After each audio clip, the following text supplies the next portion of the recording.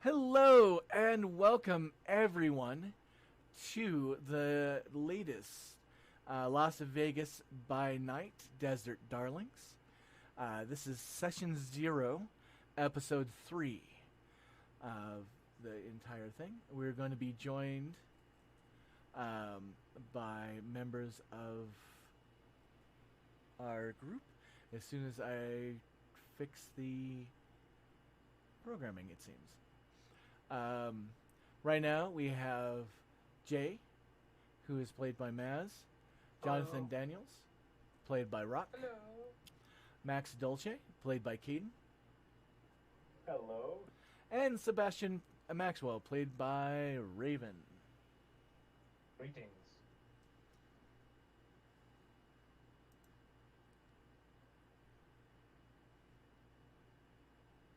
So this is our brand new page. Um, I wanted to get some flavor into it, so I was picturing Victorian house in Vegas. I'm pretty sure that Sealy set up this entire stream just so we could put a picture of a cat on the internet. The cat internet does not have enough cats. And originally, the supervisor I actually had on the vampire page, but I decided to give her her own frame. And it looks like I need to figure out how to fix that. Oh, that's all I had to do.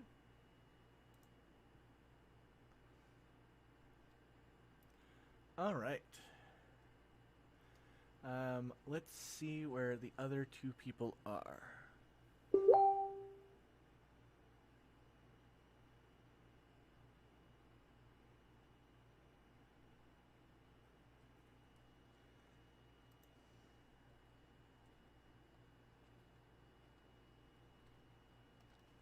While I am calling out people who are missing, um, everybody feel free to introduce yourselves and your character.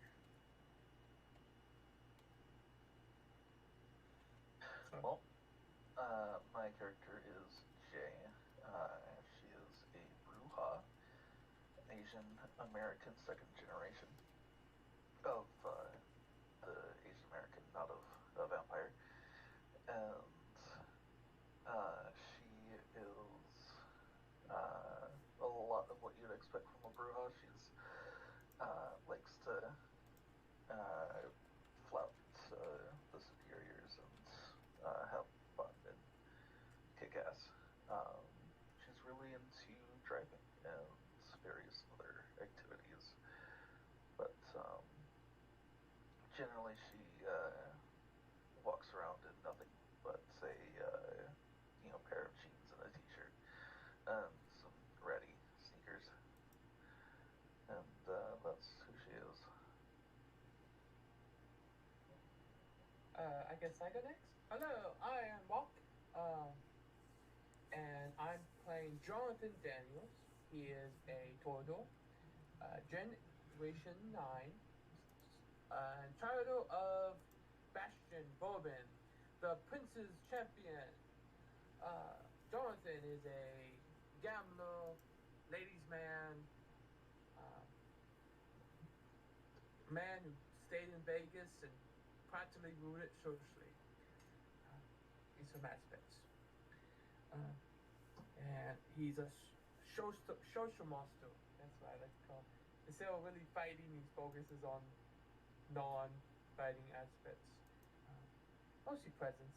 Uh, but Jonathan Daniels about talking his way through anything. If he can't talk through his way everything, then he points to someone else and say, "You should probably kill him instead." That's Jonathan Daniels. Hi, my name's Caden, and I'm going to be playing Max Dolce. Max is a Ventru who is trying to become one of Las Vegas' most major players.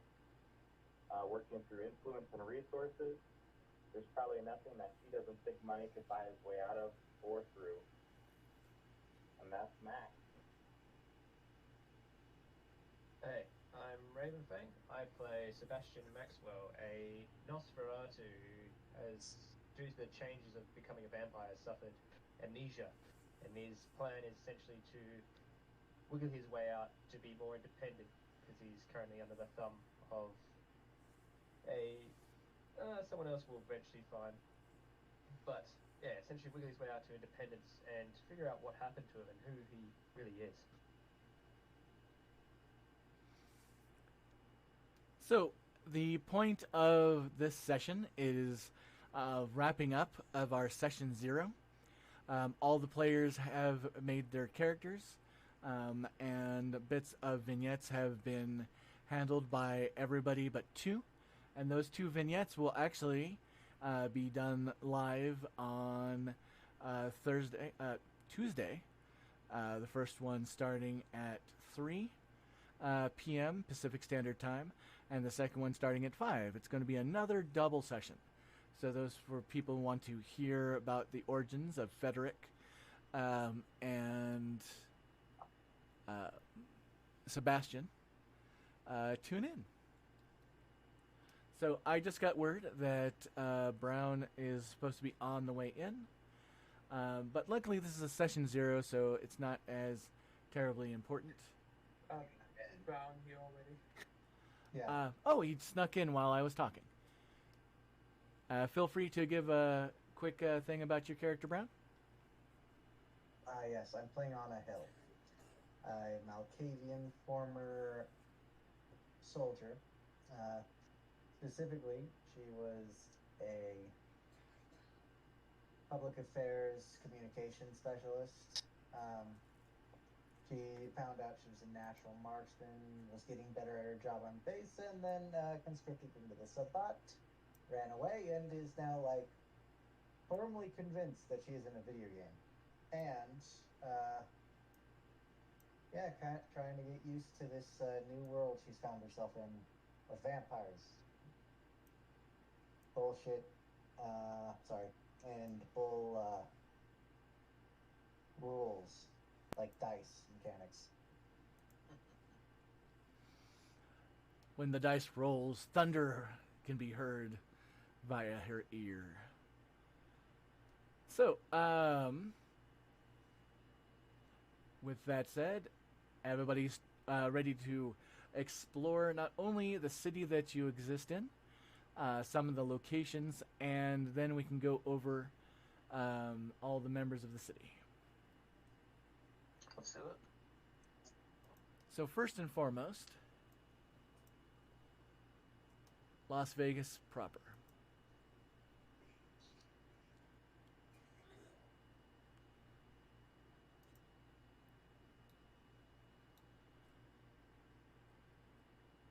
That's not centering well. Anyway,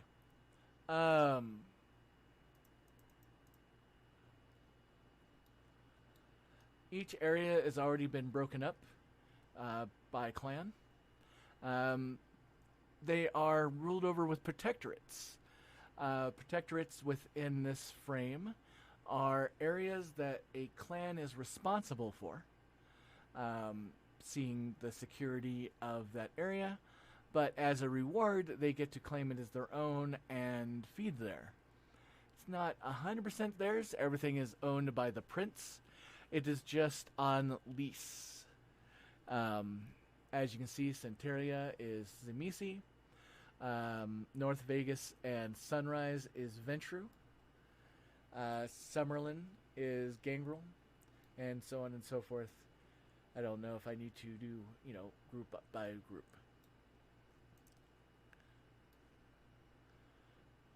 Places of interest. Every protectorate has an embassy. Embassies are a place where vampires can go to talk to members of the clan that is in charge there. Vampires are very protective and secretive about where they reside and the like. So, embassies are a place where they can drop by unannounced and not cause problems. Protectorates, another interesting note, is it is generally okay for somebody to go across the protectorate, going to somewhere, or going to even a location in protectorate, as long as they don't engage with the population there or cause problems. So, for example, if I wanted to go party somewhere in the Bruja or Toreador Protectorate, like, let's say if I wanted to head over to the Everybody's Inn just to hang out with someone, that would be fine. However, if I tried to eat someone, Toreador catches me, I'm in trouble. In the Sealyverse, speaking of Everybody's Inn, Everybody's Inn is a chain like any other motel chain, except for they really don't ask questions. They accept cash, and they're okay with that. But don't really expect good service, and make sure to bring snacks for the cockroaches. So, Motel 6, but worse. Yes, a worse version of any real place because, Tom Bodette is not a vampire. No, as a side note, Green Valley Henderson here is not part of the Prince's domain. It is actually controlled by the North American Sabbat. They do a lot of recruiting, and they have not yet wanted to take the risk to challenge the Prince, but they have set up on their doorstep just to be a pain. A very interesting tattoo place, by the way, is Triangle Tattoo, and that's a call out to a player in another session. They are unable to have made this session, so they will be immortalized by having a tattoo shop on the map.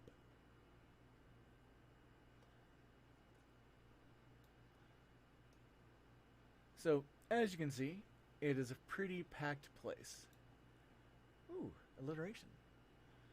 The Rack is a place where all clans are responsible, in theory.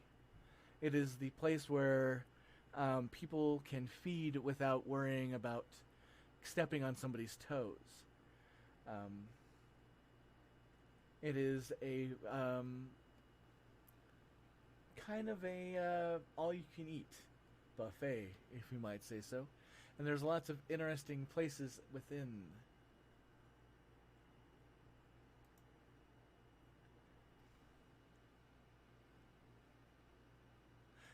Which place would everybody like to see first? Club Seal Vegas is always a great one. Yeah, Seal Vegas. Sure will. All right, let's start with Club Seal, Las Vegas. I also was thinking about going over the Princess Edicts, and I'm just trying to remember if I had brought that over to the game or not. And it looks like... Oh, no, I did. Okay. So, Club Seal Vegas even has a map. As you can see, there's lots of maps.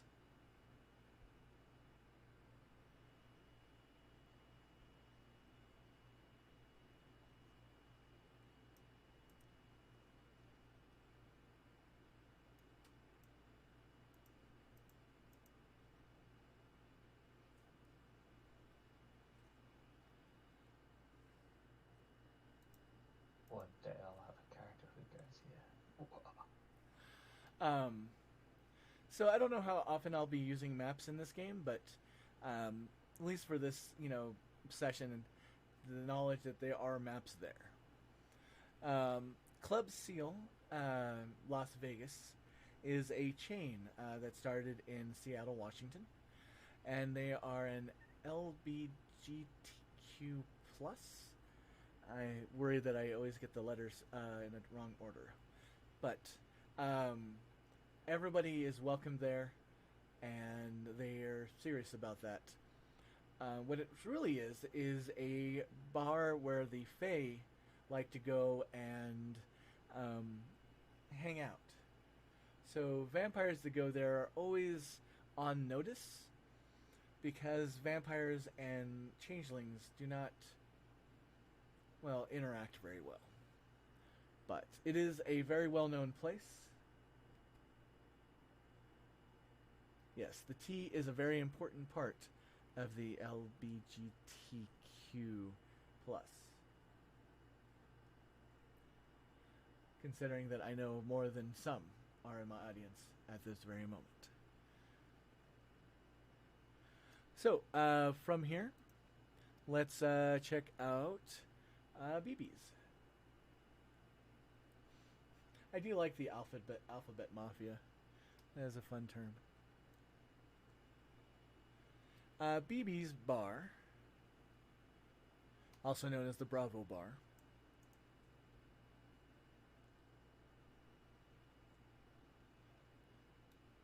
is once a gymnasium, boxing ring that started people hanging out, and it went from a bar into went from a gym to a bar, and it's kind of that halfway point between the two.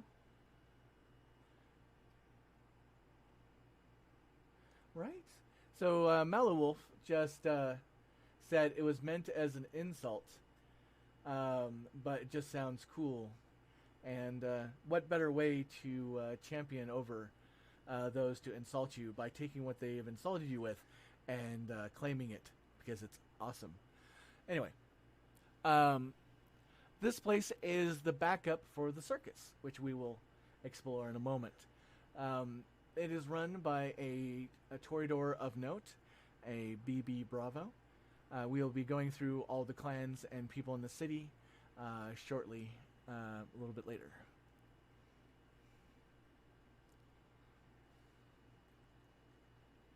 Now, for the players, do you guys have any questions, quandaries, deep thoughts? Not my behalf. Anyone else?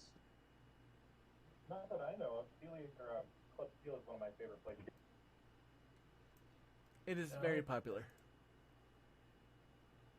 Is there any place that actually does gambling? Everywhere does gambling. Actually, Club Seal Las Vegas is weird because there's no gambling inside. But even the convenience stores and small places in Las Vegas have, at the very least, video poker and some slot machines.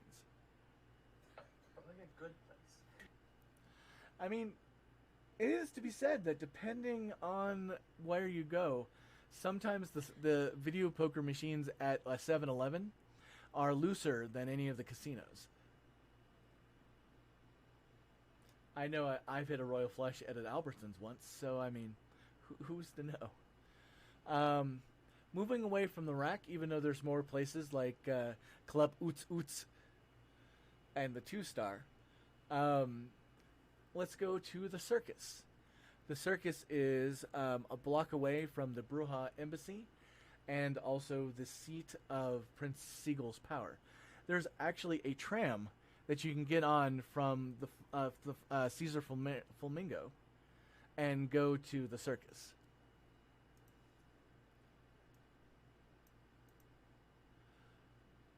The circus is a former entertainment arena that has been foreclosed, quote unquote, but it is in service to the vampires of the city.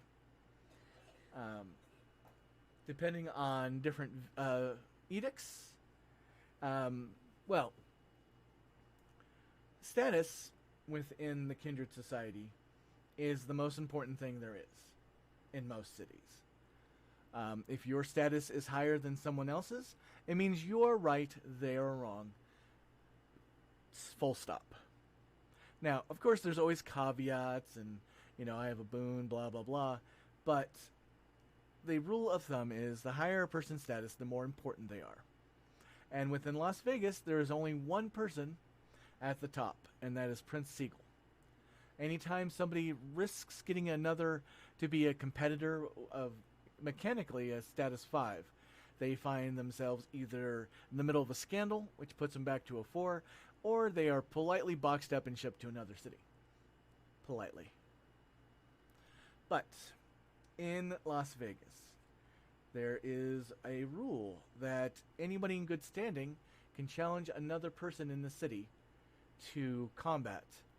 And if the challenger wins, doesn't matter what their status is, they win the argument.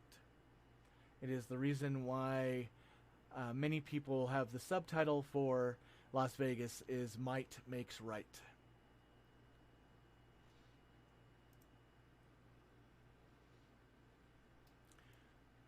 The Flamingo Court. Oh, what? Did somebody have something?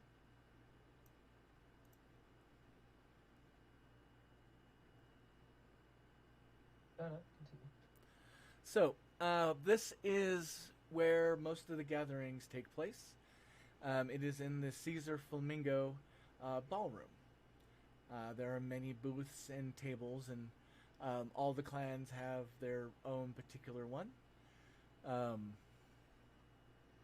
This is also a slight overview of people of the city. And I just realized I goofed a little bit. Ignore the people I'm erasing. Are those other players? Maybe. So, these are the, this is the court, in which we will touch on in just a moment. And this is... No, I didn't miss one. I was just leaving his to a grand entrance. Because, as Rock pointed out,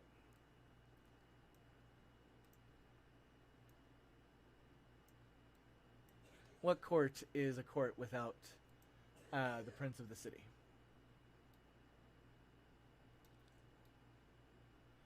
So, just make a quick check to make sure we have everybody cleaned off the board. Yeah, you still got 2 on there. Tremere and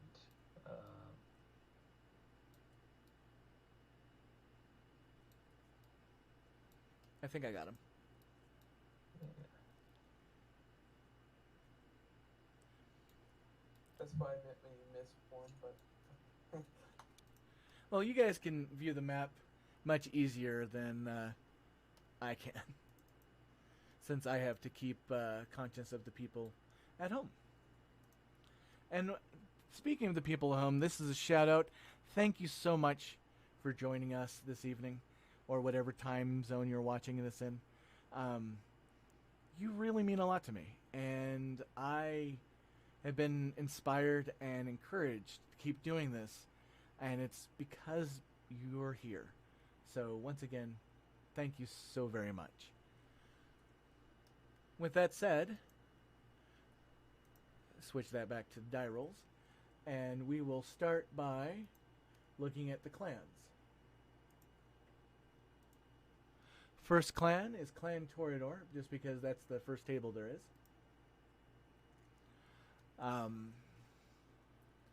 And just to make it easy, I'm going to add the high member of the court.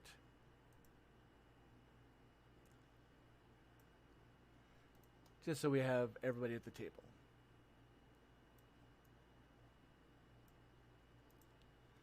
So for Clan Toreador, starting at the top here, that is Dave McBell.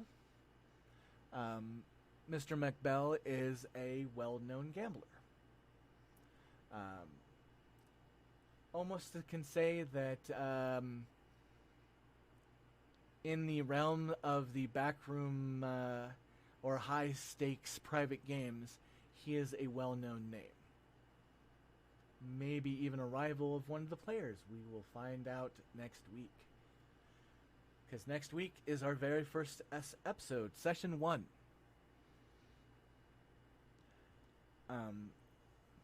I don't know if I should do titles for each session, but if I was going to have a spare side title, it would be Catch and Release. This gentleman down here is Bastion Bourbon. He is the champion of the city. He is a former French noble. At least he puts on airs like he is.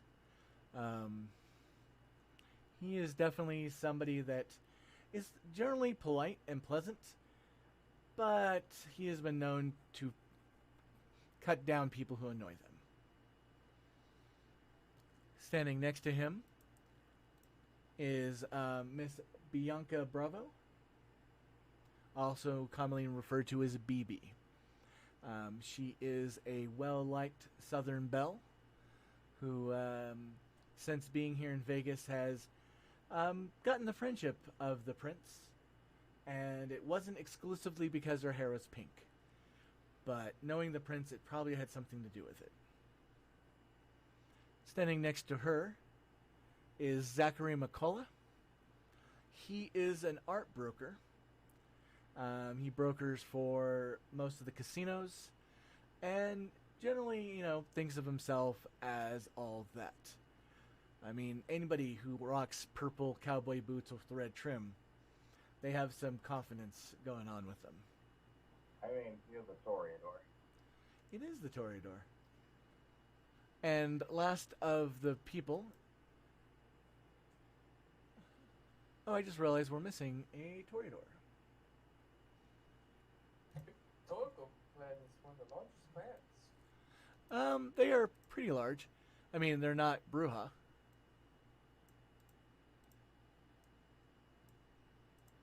That one's right there. Yep, I grabbed the wrong guy. But thank you for being on my toes. Shows I'm paying attention, right? Right? I mean, I'm normally too broke for that. So, this individual right here is Yvonne Cox. She is a world-famous painter who most of her artwork cannot be shown in public forums for not ratings, but let's just say that she is more aggressively Georgie O'Keeffe. She thrusts sexuality in the faces of anybody who wants to look, and it is not photoshopped. And last but not least is Billy Wolf. He is a tattoo artist and general guy who wonders why he's in the clan Toreador. No, he's a little rough and ready, but he's a good friend for those people that get on that side. Now, would the player who's a Toreador like to talk about their clan or anything you'd like to know more about them? Not really. We talked about it in the vignette. Not yet. The vignette, yep. That's very true. Yeah, So- I don't have any questions about Toreadors. But I do know, he is a rival. Because he cheated. Stupid cheater. That's very true. He cheated at games that you didn't cheat well enough at. No. I mean, And if anybody has more questions, feel free to refer to Jonathan's vignette, which we went over a lot of this already. Moving on to the next clan, The best clan. the Bruja. Let me fill out the ranks real quick. Right, it's Clan Giovanni. Best clan. I think you might have made a verbal error there. You said the best clan? Yes, it's because he was going on to the next one. The obviously best one. Oh, I see. Bruja are known to be wrong.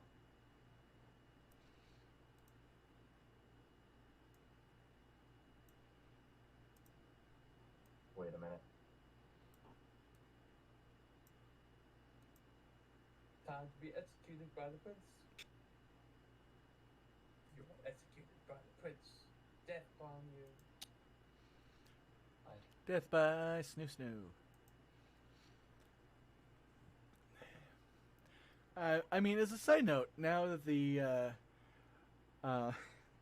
now that her lover is a vampire, she will be bruising you 90% less of the time.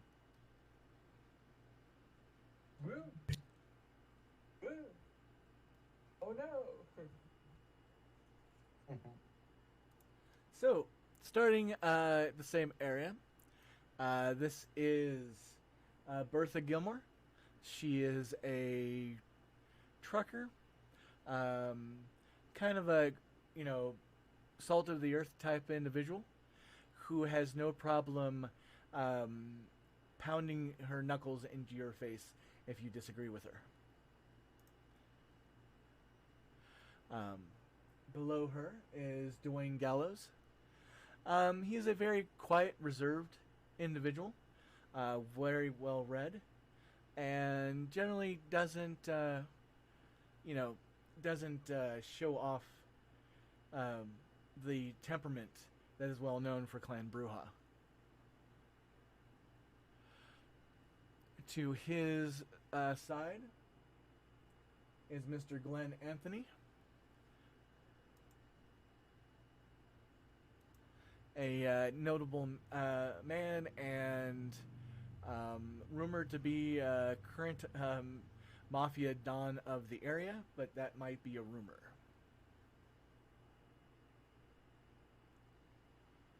Next is Patricia Pennington.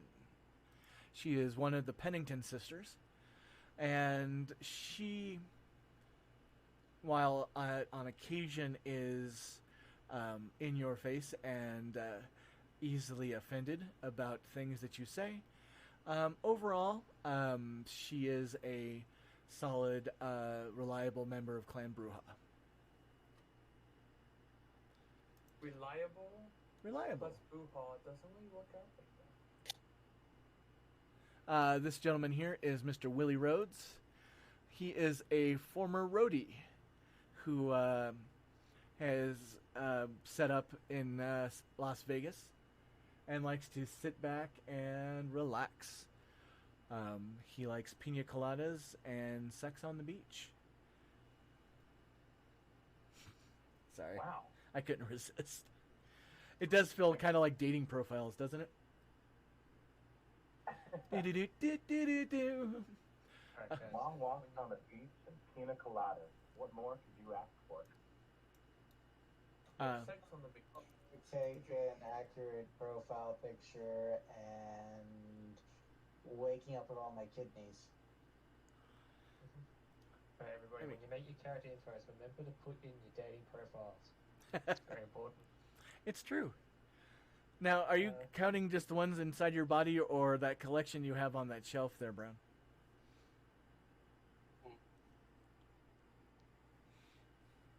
I'm counting the collection on the shelf. All right, so 365. Gotcha.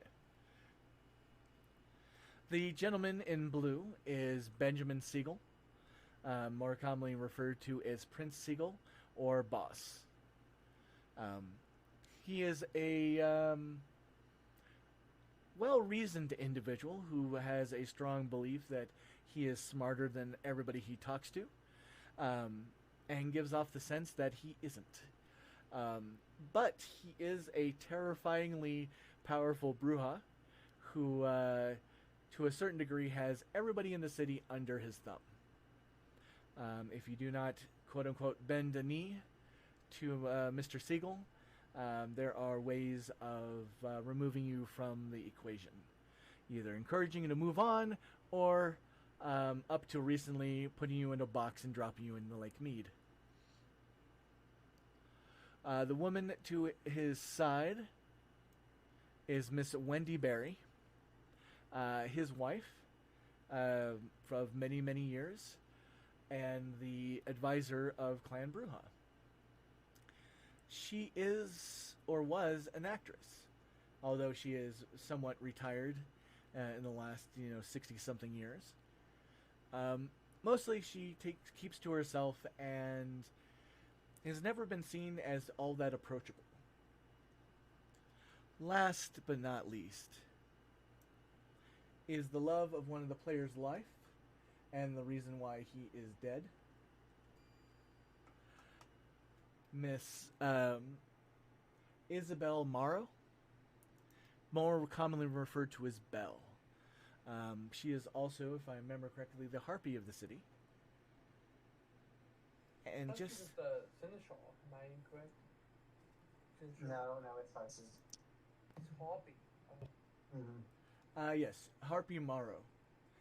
There is no seneschal in Las Vegas. The closest thing to a seneschal would either be a Meister Shades, who is actually closer to the Scourge. We will go over how Las Vegas has slightly different basically descriptions of positions within the court. As soon as we get done with this. She at sometimes is very much a spoiled princess, and other times is a sharp-witted harpy. They can interchange at a drop of a hat.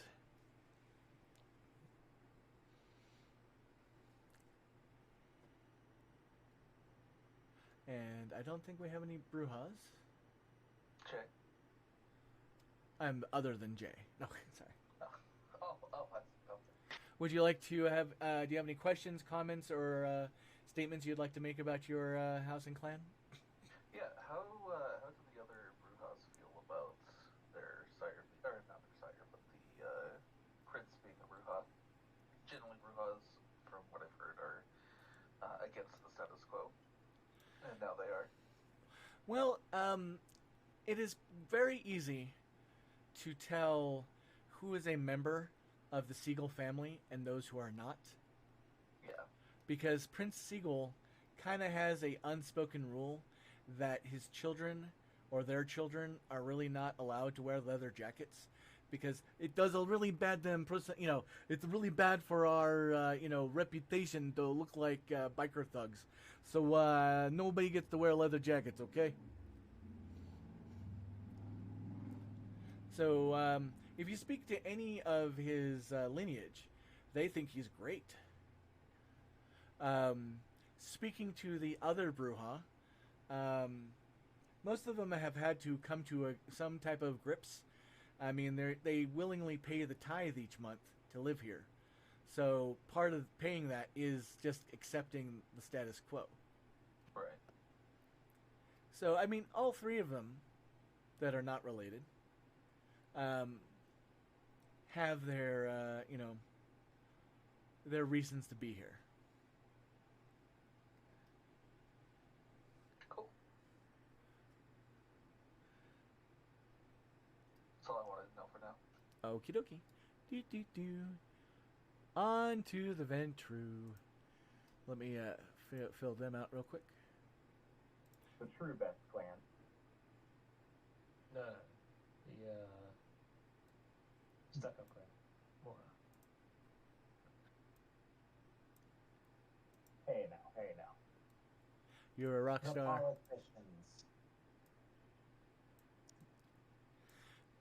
politicians. Some say, out of the hearing of Prince Siegel, the true power behind Vegas.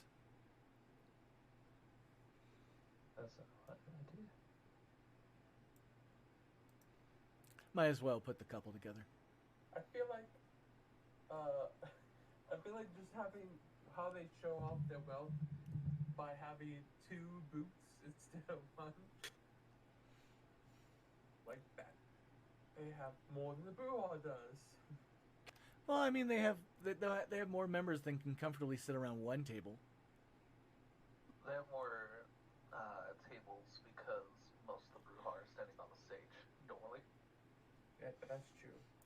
That is fair. I mean, Clan Bruja has 3 members on the court, and all of them are related to the prince via some way.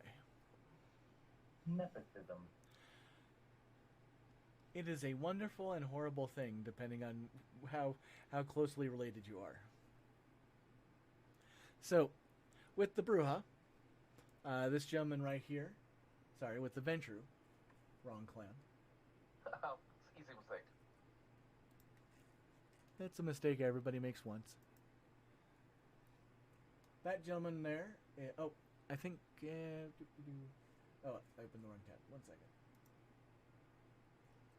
second. That gentleman there is Curtis Holt. He is the eldest Ventrue in the city. He is a cattle baron from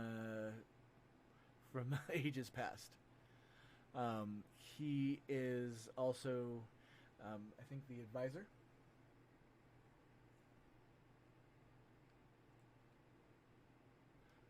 To the clan, and I am wrong. I'm sorry.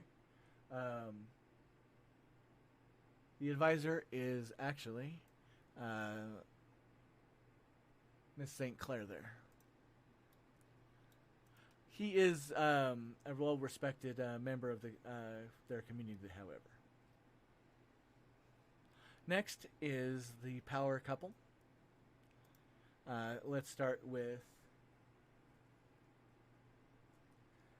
Marion Baron. Marion Baron and their spouse are both, they identify as them. Both are gender neutral. And Chancellor Baron is, well, the Chancellor of the city. So they oversee all boons. And rule if a boon has been correctly fulfilled or not.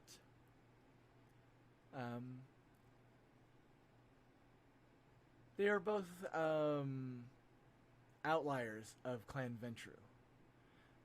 Being a more traditional clan, they find deviation from whatever source of quote-unquote norm to be distasteful, which they actually enjoy being here in Las Vegas, where such airs are not viewed in any way, shape, or form. It's part of the reason why they enjoy it here so much. Their partner is Jillian Klein.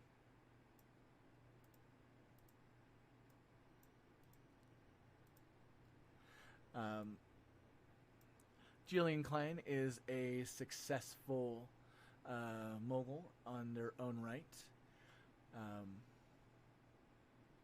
They were really big into cryptocurrency, but they got out and then the market tanked. So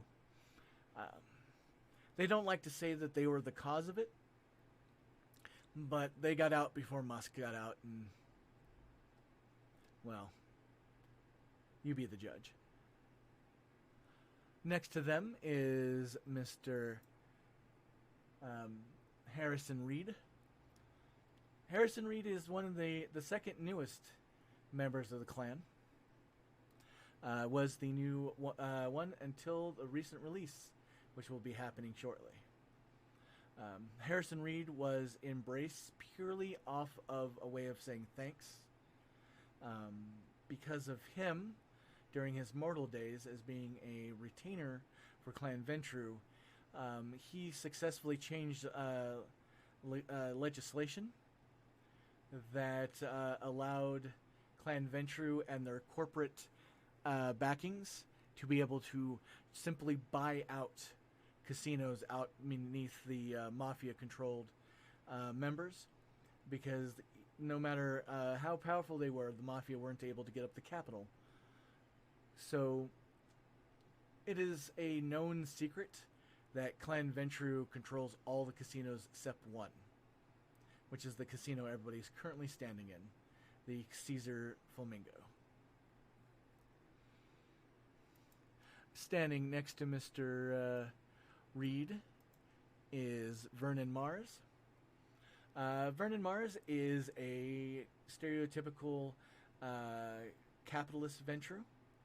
He was the CEO of some arms manufacturing company, and now has diversified his shareholdings. He is also currently the head of the Gaming Commission. All permits for new casinos or permits for pretty much anything in Las Vegas goes across his desk. And last but not least is the advisor, Miss Mercedes St. Clair. She is a known ally of Prince Siegel, and has gone, who's been an associate of his since the early days. She is the advisor, and I think I've mentioned already a couple times. Sorry. She is well known to be the queen of the mafia of Las Vegas.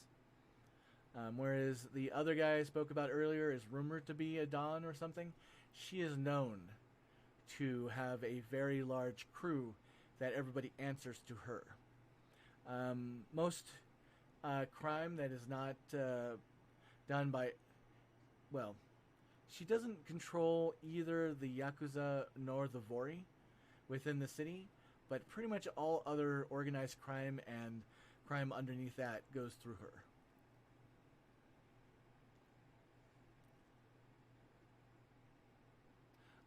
Mr. Ventru, do you have anything you'd like to talk about? Just one question, I guess. Is the Ventru looking at getting rid of the Yakuza and the other crime or criminal organizations and making them the capital or the sole owner of crime? At the moment, there's an uneasy truce because any crime takes away from the casinos, and none of the crime organizations want to really gain the ire of a force that will deal with them.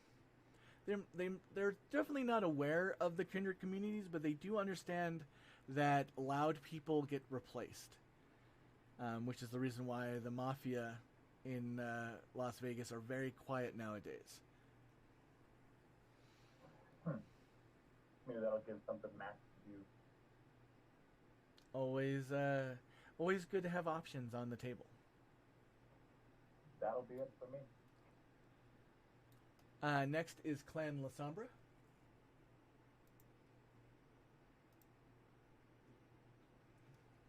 So, Clan La Sombra doesn't have an official spokesperson because they are not a large enough Camarilla force to warrant one, but they are spoken for. So, advisors can take on a single clan to be part of their, I don't want to say stable, but they have a representative that represents them.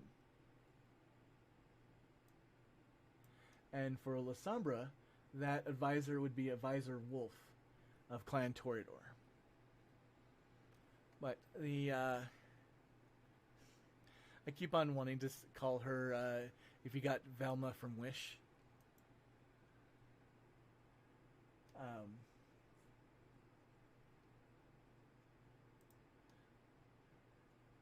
Her name is Elisa Vargas. She is a member of the Camarilla. And she is kind of overlooked. I mean, calling her Velma is, a little, degrading, but, I mean, she does like to read, and she can be seen with the book, so correlation is not causation. Below her, gentleman right here, is Juan Manuel de Herrera. He is a cowboy before he was in Brace, and still kind of a rancher.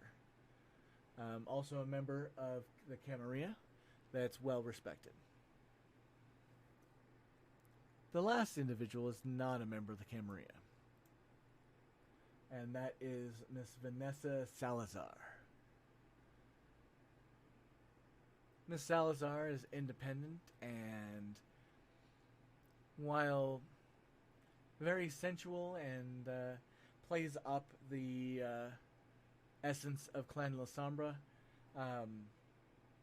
people in the know better than to trust her. But then again, who trusts any vampire, really?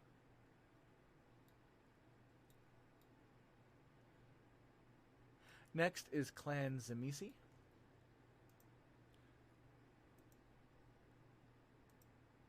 who are all three Camarilla members.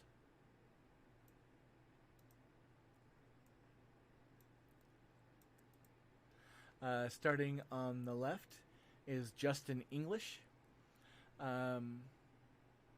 He looks to be a young, while he identifies male, but gender cannot be determined of an age. Prepubescent, perhaps. The one notable thing about this individual is they do have 4 tentacles that come off from his lower spine that seem to be independently minded of their own. He is commonly the person you speak to when you go to the embassy, and if he is not busy working on something, he's generally using his tentacles as a hammock, swinging from the rafters. He is a charming lad who has a tendency to make creatures, sometimes inspired from video games or role-playing games like that Monster Catcher or Monster Melee game. The gentleman to the south is Dakota Fulgate. He is the advisor for Clan Zamisi. Mr. Fulgate is a member from the he's from the Appalachian Hills, and a legitimate hillbilly, if you might say.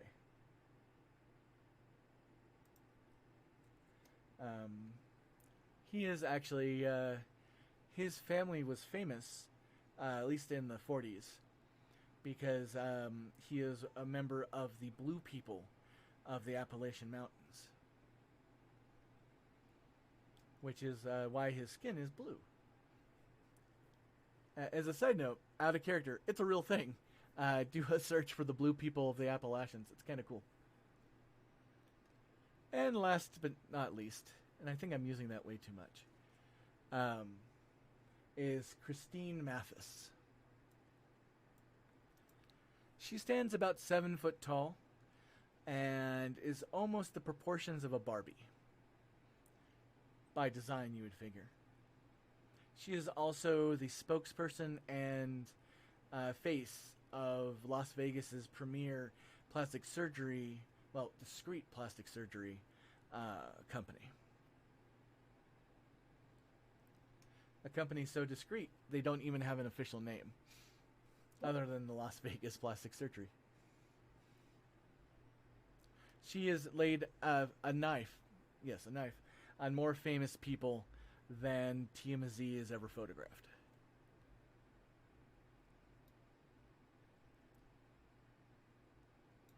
Next on the list is Clan Malkavian. And let me grab the missing member of that clan.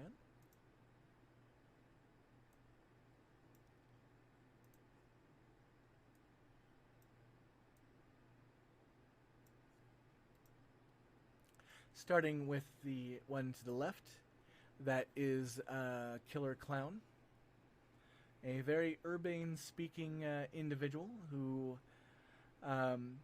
only recently changed his look.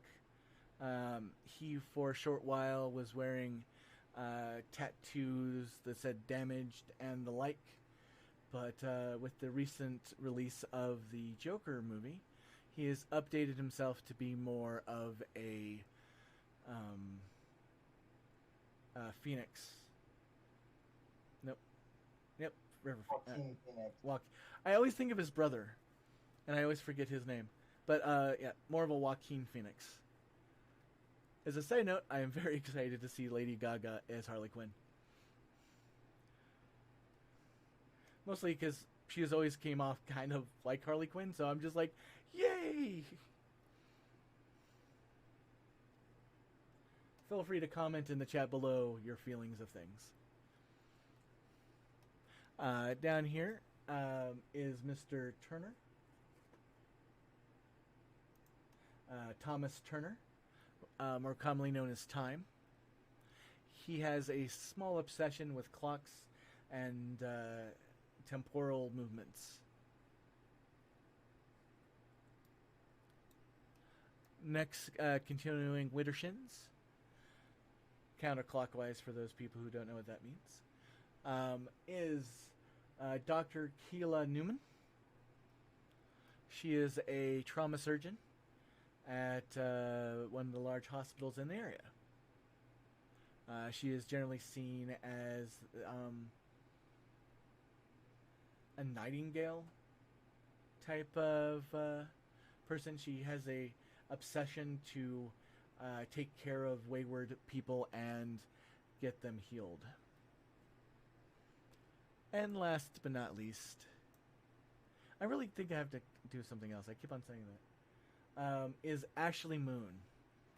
Ashley Moon is a head of a yoga / meditation cult that is in Las Vegas.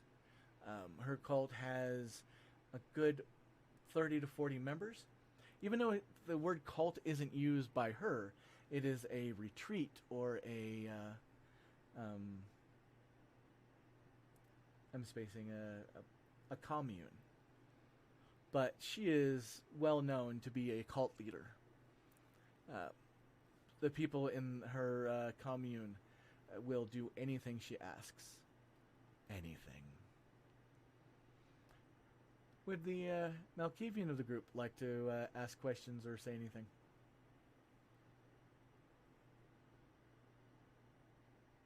Well, one thing to note is that, well, every single person at that table is irrevocably and incurably mad, as the Hatter. So, slight obsession, that might be true for one Malkavian. It might be a personal thing to get through life, or it might be a cover for something else. You never know what kind of crazy your basket has when you're part of the Shattered Mirrors clan.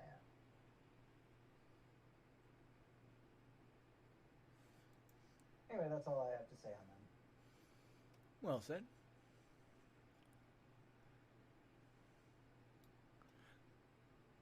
Our next group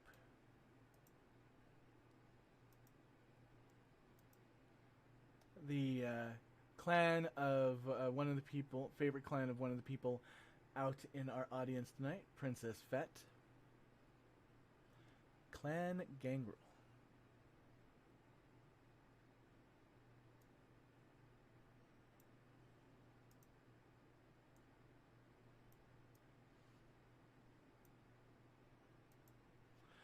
Going around the group, we have Miss Deborah Bradshaw. She's like totally happy to be part of this clan.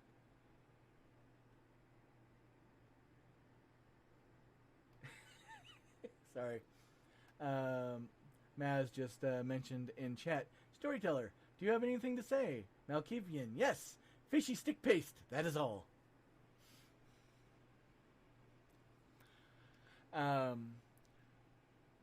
Miss Bradshaw was like totally embraced in the 80s and like is very, very happy to be part of this clan and do all the cool gangrelly things. And the best thing of all is not aging, because you know Malls will be around forever, like totally.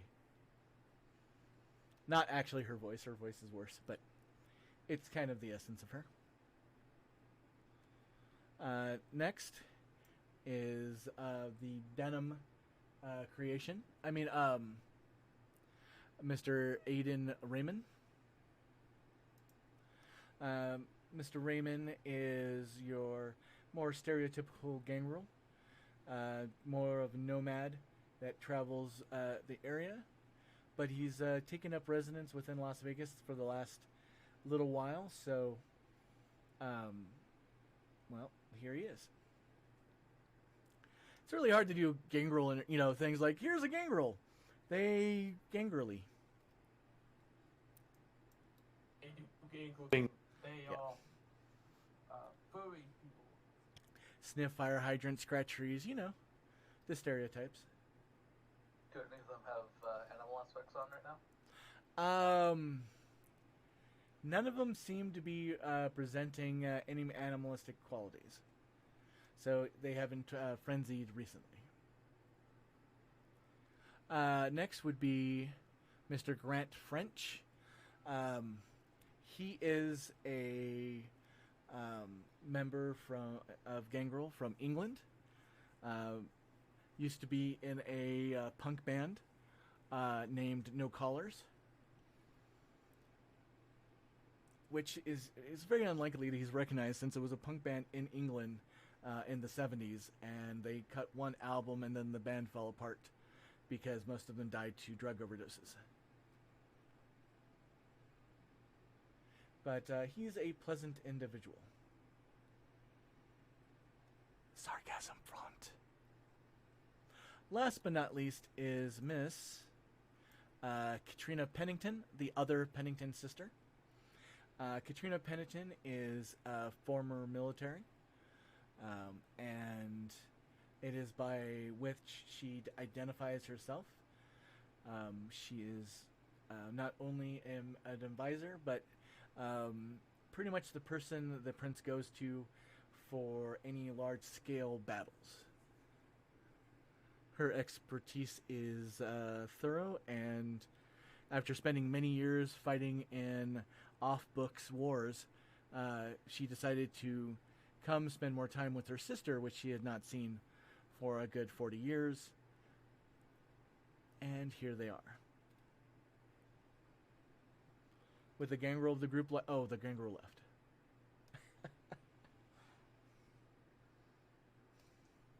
Aww. I was making a joke. There's no gangrel in this group, I don't think. Yeah.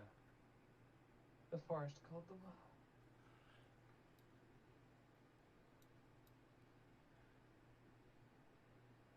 Oh, I almost forgot the followers of Set. And here's the followers of Set. And moving on. No, Going to upset the drug dealers of the group. of the people around, they do not have an advisor, but they are represented by the Malkavians. So Advisor Moon advises Malkavian and followers of Set. Oh, is this? I can just touch those when I get there. The first member here, Miss Suma. She is a kindred of age who pretty much resides in Vegas and is rumored to be partial owner of the Luxor, if that's not a little bit too much on the nose. Next gentleman here is Matthew Gilbert. He is a very wealthy individual who pretty much just makes Las Vegas his home and has no other goals or... No. Actually, Suma is an independent, but the next two are both Camarilla. So Matthew Gilbert is a advisor and part-time antiquarian dealing in Egyptian antiques. Mostly lately, the last decade, he has been engaged in recovering stolen Egyptian artifacts, as opposed to selling them, since there's more money in recovery nowadays. And then there is Jeanette Case, commonly known as Jeannie, and she is a historian. She is the more professor side of an archaeologist than the digging in dirt. She speaks 6 or 7 different languages and knows many historical references about Egypt and that whole region.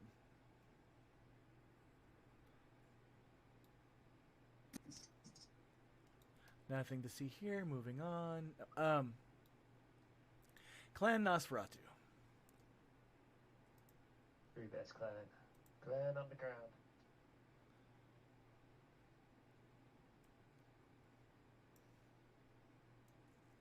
I love that the Torador and the Nosferatu, one in the back and one in the front.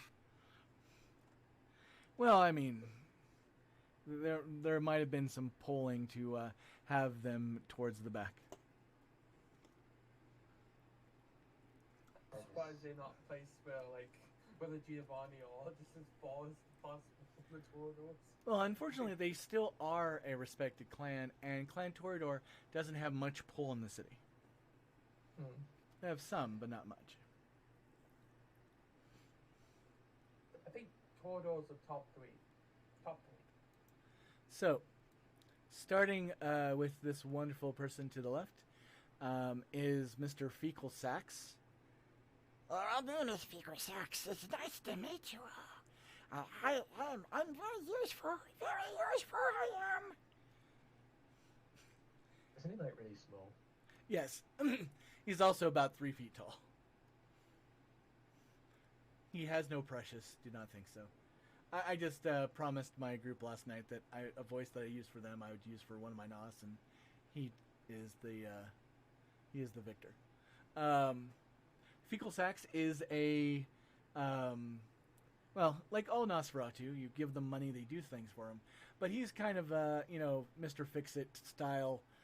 You give him a boon, he'll do just about anything you want him to do. No job's too big, no paycheck's too big. Next, we have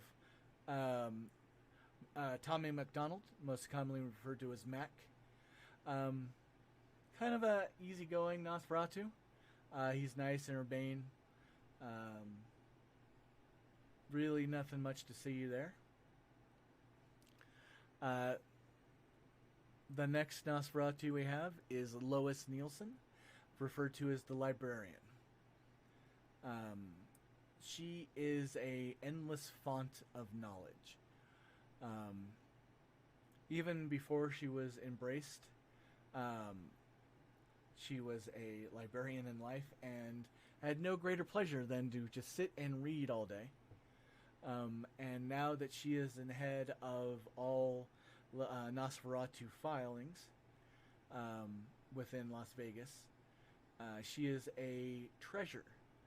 A little gruff to deal with, but if you want to know something, she is the person to ask. Then there is Fool. Everybody assumes Fool is part of Clan Nosferatu. Nobody knows.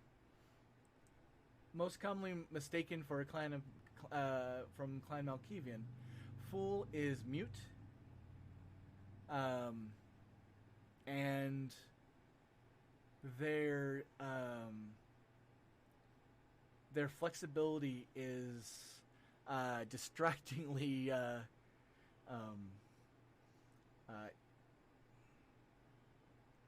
grotesque.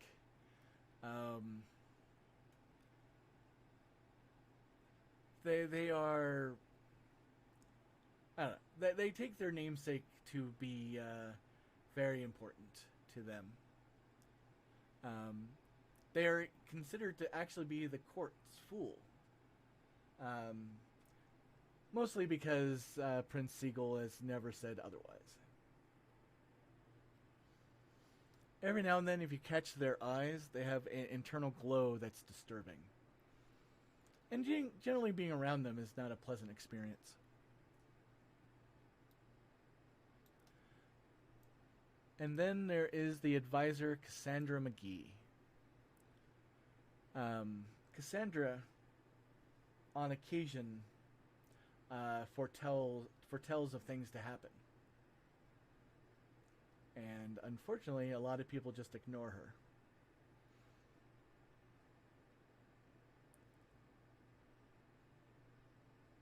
Her wisdom falls upon deaf ears. Next is the clan that doesn't exist. Clan Tremere.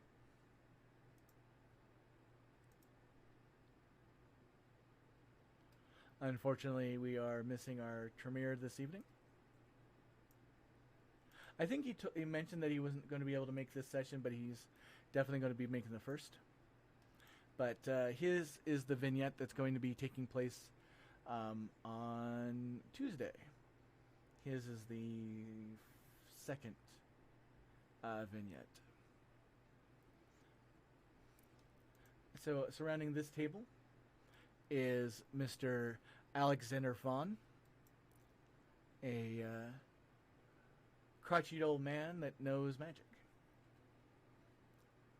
He does not have a dog that says "I love you," however. He was embraced in his later years, and he has carried on those aches and pains onto vampiric life, much to his joy. But he channels those troublesome aches into being a more robust and interesting individual. Miss June Larson. She is not only the face of the clan, but also the advisor. She is very pleasant and nice to speak with, seeming to have a deep knowledge of many things of the cult. But unlike a lot of Tremere, doesn't really lord it over people. She is very presentable and approachable. Whereas Anna Bernard is more Karen-like. She is entitled, bitter. Someone once called her Umbridge in Grey, a reference to a Harry Potter character, to everybody's understanding. Not Umbridge. Yeah, Dolores Umbridge. Oh, dear. She is unpleasant. Then there's the Caitiff. Caitiff within Las Vegas have a bit of presence. They have their own protectorate. They have a member on the advisor board. They are pretty respected. One of their members even has reasonable level of status within the city. Oh my gosh, that is 2. 3. Oh my god, 3. Oh god. He is, yeah. That's pretty impressive for a Caitiff. Yeah, they only get status 0. Mechanically, per canon, they are not allowed to start with status, but they can earn status in game. And we will get to Mr. Copeland in a moment. But let's start with Bradley Justice. Hi, my name is Bradley Justice, and I'm a member of the Board of Lawyers within Las Vegas, Nevada. And if you have a problem and you have nowhere to turn to me. Remember, justice is on your side. He is a lawyer. In the worst possible sense. I mean, he's good at what he does, but he will win cases in ways that, I mean, everybody likes him because, well, everybody's got to. Hey. Thank you for embracing me today. I would just like to say my personal thanks out to my sire for randomly embracing me and then dumping me in a dumpster. Congratulations on my birth, right? Well, here I am. With a name like Justice, it's going to be good. Everyone loves him unless you're the opposite side of them. Well, I mean, not yours. most people tolerate him. I mean, he is a glorified ambulance chaser. He just was fortunate enough when he was embraced to gain presence and dominate. So, yeah. Judge, will you rule in my favor? I will rule in your favor. Thanks, Judge. Next is Ted Sanders. who everybody in the city calls Colonel, for obvious reasons. Ted never called himself Colonel, but when he first came to court and was introduced to the prince says, "Who the fuck is this, Colonel Sanders?" "No, sir, my name is Ted Sanders." "No, your name is Colonel. And if you want to be in the city, you're going to be named Colonel." And I messed up his voice. Anyway. Colonel Sanders is a Southern gentleman that just happens to bear a certain image of a younger version, or about the same age version of a popular fast food mascot. "I say I have no 12 herbs and spices, but I do have a boot I'll shove up your ass if you do not stop harassing me, sir."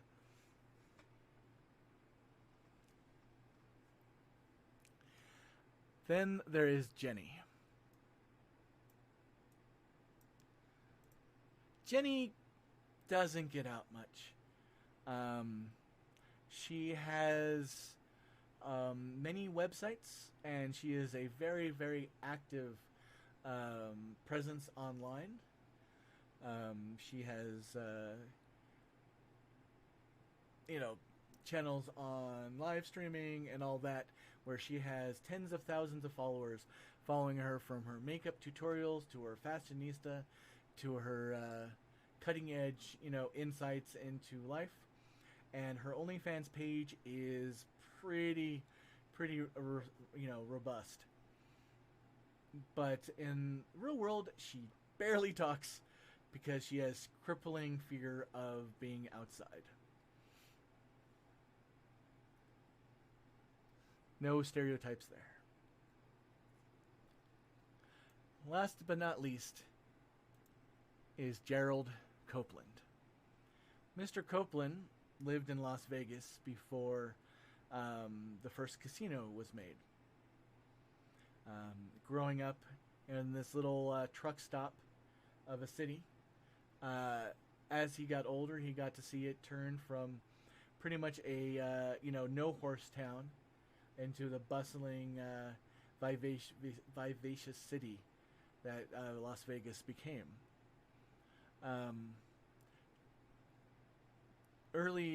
Later in his life, early in Vegas's life, he was embraced, and rumor has it he killed the vampire that embraced him, only to find out later that he was a vampire then. But that was before the Camarilla or anybody was in the city, so technically he broke no laws. Technically. But Mr. Copeland is very well respected, being an advisor. How he got to be an advisor is he went to Prince Siegel and demanded respect for being the longest member in the city, to which he got many laughs. And he said, "Sir, I want respect, and I want my own protectorate in my lands, and I'm going to challenge you right now in the circus for it. You and me." This was before Mr. Bourbon had joined as the Prince's champion. So, of course, Prince Siegel had nobody else to, do it. Not that Prince Siegel needs to, but he really wanted to, because he didn't want to give, credence to this, upstart caitiff. So the entire circus is called. It's all attended. Everybody's there except for the harpy Belle. For some reason, she wasn't showing. So the fight is just about to begin when Prince Siegel gets a call, and Belle has a emergency and needs assistance right now. So, like a doting father, which, in case people didn't already know, that Belle is rumored to be the legitimate daughter of Siegel and Miss Barry. He rushes to him, having to forfeit the match. So, Mr. Copeland not only gets respect in the city, He also got his own protectorate and a seat on the advisor board. Some have said that when the prince got to where Miss Bell was, the emergency was she couldn't decide what type of water to drink. Did she want Avion or Fuji?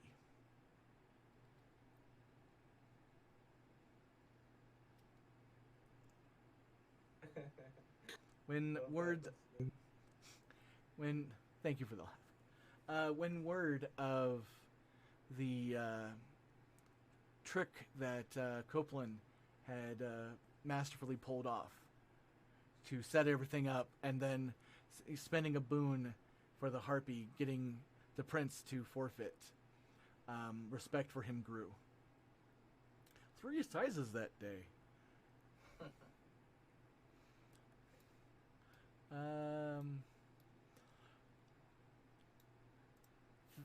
Now on to the Giovanni.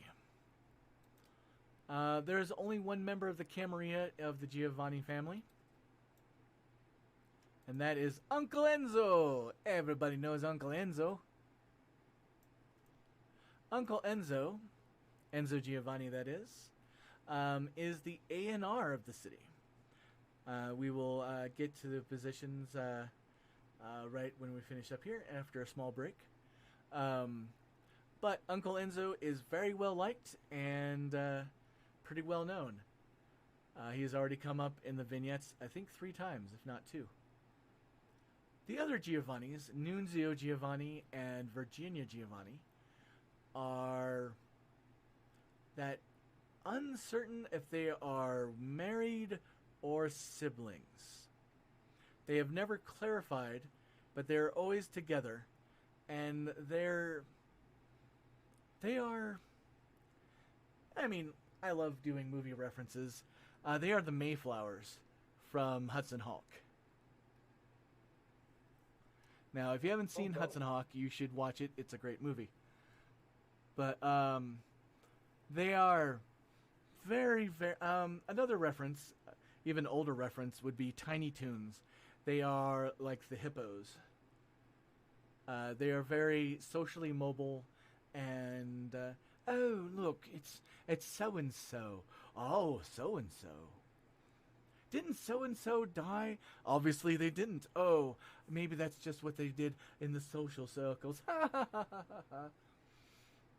They are catty and irritating, but they're Giovannis. So they are very wealthy and in charge of the Giovanni Fields, which is the large graveyard slightly outside of town, which handles 99% of the funerals of Las Vegas. I'm sorry, I just saw him as I think I'm going to call Saul instead. I've never actually watched... I've watched the first episode of that show, and I'm like, oh, look, he lives in his office. Giovanni, by the way, are spoken for by Clan Ventru.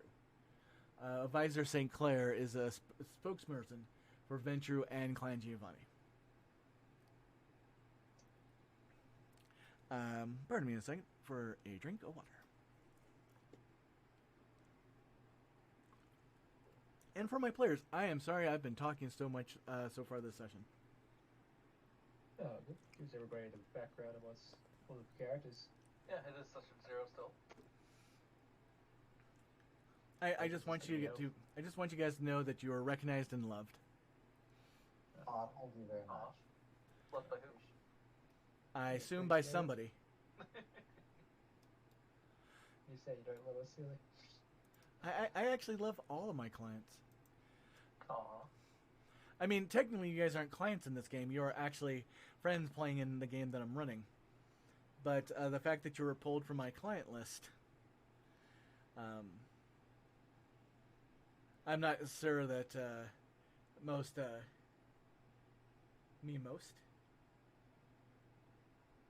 Well, you're no longer a client. You're a close friend who happens to pay me money. Which is the type of friendships I prefer, but I don't seem to find often. Yep, you're my sugar mallow. Aww. Sugar wolf? Sugar wolf sounds cool, though.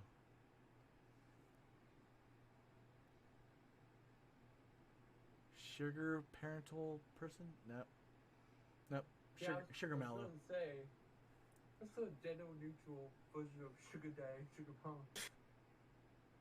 I like sugar mallow.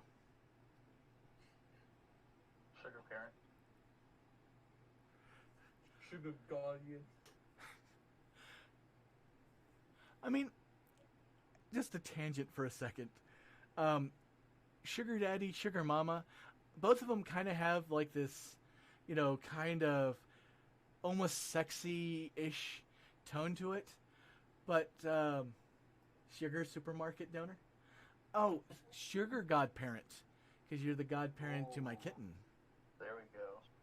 But yeah, the sugar mallow still has that possibility of realms, but just sugar guardian. It sounds like the sidekick to Captain Diabetes. That's what I was thinking. Captain Diabetes and Guardian, Sugar Guardian. That just hit me in the diabetes.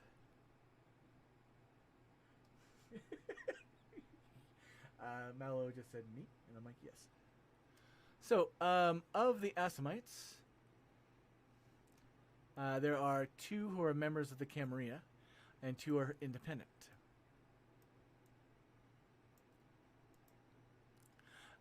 Sarah Asif, I think it's Asif, is one of the members of the Camarilla. She is a individual who resides within Las Vegas. Generic description is generic. Oh, pardon me, hiccup. People haven't really interacted with her too much, so I really haven't explored her all that much. Maybe one of you will do such. To the south is Fatima Kassab. She is an independent Assamite, and she is in the city as a professional assassin. I mean, there has to be one, right? At least. The other independent is Ahmed Tourma. They are of big fame. As a side note, the Bruja are the guardians, are the speakers for Clan Assamite. And there's a reason for that. Because Ahmed Tourma is officially Prince Siegel's bodyguard.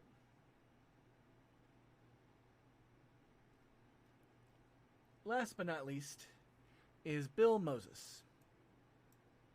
He is the detective of Las Vegas because there's no sheriff. He is a former FBI agent turned private investigator after his unfortunate allergy to sunlight got developed.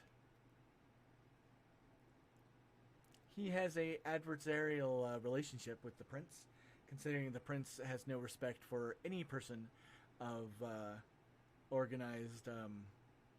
I almost said organized crime, but that's not exactly true. Law enforcement, yes. Enforcing of laws.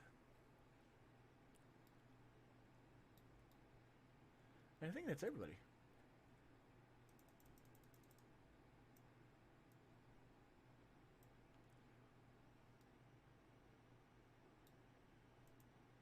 So, next session, the game will start in this room,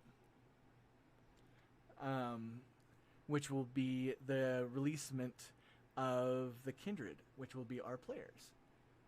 So this is a sneak peek for those people who are skipping the vignettes or the session zeros and going straight to session 1. All right, I am going to let's take a small 10-minute break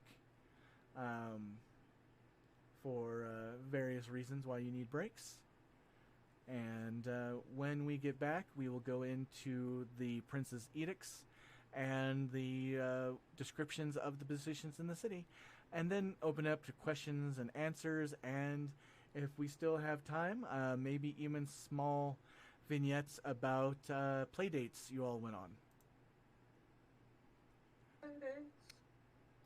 And I You have to go to a ball pit. I actually have a past traumatic experience on a Steelers game with a ball pit. I'll be back later.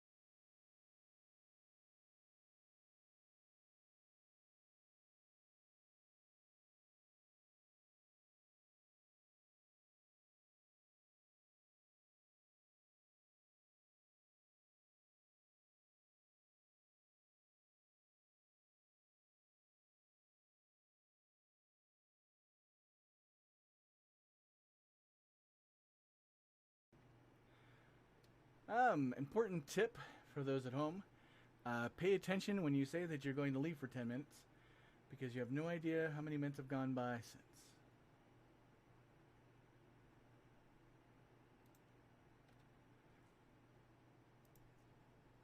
All right. I assume that's been about 10 minutes. Give or take 10 minutes. Yep.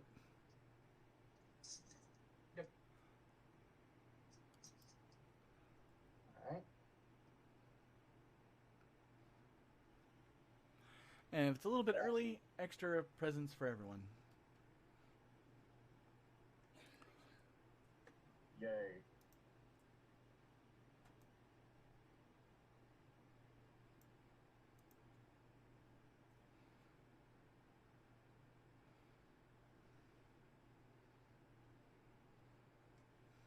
So, would you guys find it easier to have it be on this page and you guys get your, fame, or should I leave it on the map and just have your guys' pictures on the edge of the screen?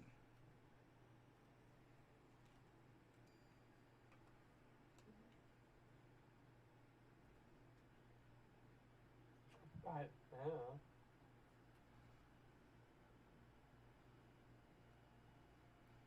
Also, to check with those at home, are we coming in okay and clear?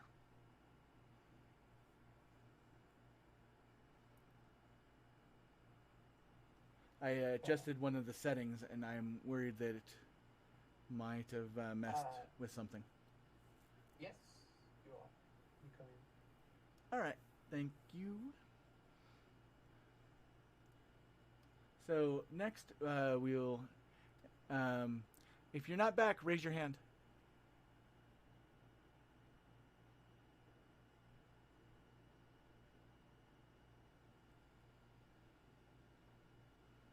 I raised my hand. Yay! And Caden, I saw that, and I definitely can. Thank you. Put your hands in the air, wave them like you just don't care. My hands flapped away. Oh. My hands cared even less. All right. So, what would you guys prefer? Positions or edicts? Let's go with the rules first. Just my opinion, though. All right. Yeah, I looked at the rules and I wanted to get clarification. So, allow me to read them.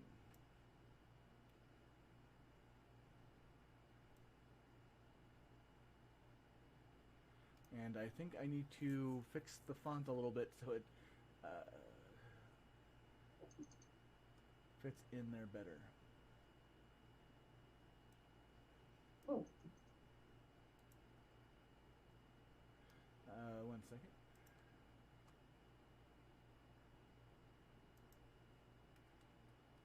Mostly, I just sometimes forget that documents on Roll20 don't wrap very well.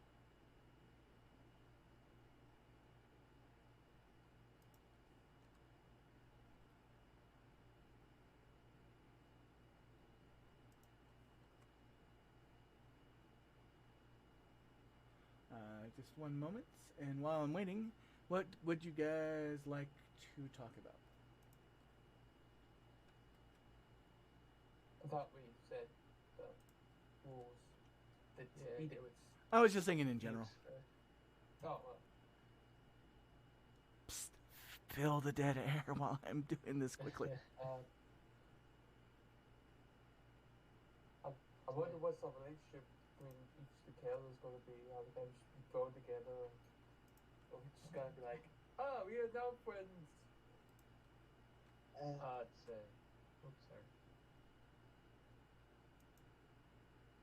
Good, bro. Thank you, Caden. What? Okay, now I'm confused. What? All right. I'm back. It's fixed. It doesn't look pretty, but I will deal with pretty later. So, the edicts. These are rules that are above and beyond through the traditions within Seattle. 1. All tithes are due at the last night of every month.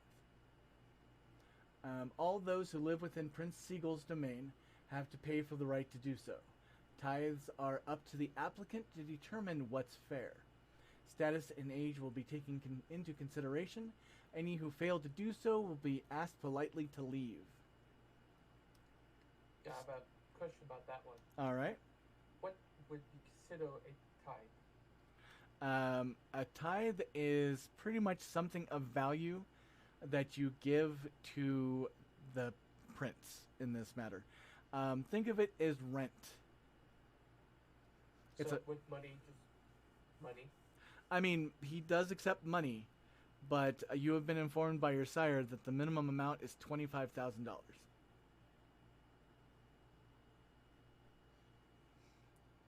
So if you do want to give money, if you have resources 5, you can, do that and still have $5,000 left a month to use. Also, anybody who is following at home who would like to know of the house rules that I use or the clarifications I use on some confusing disciplines, feel free to click the link that should be below the game where it says, I think, game info. Yep. So in the little box beneath the game on Twitch, it says about the Sealyverse. On the side, there's the PayPal donate, Discord, YouTube link, and the last one's game info. Just click on that, and it'll take you to a Google Doc that has everything if you're very interested.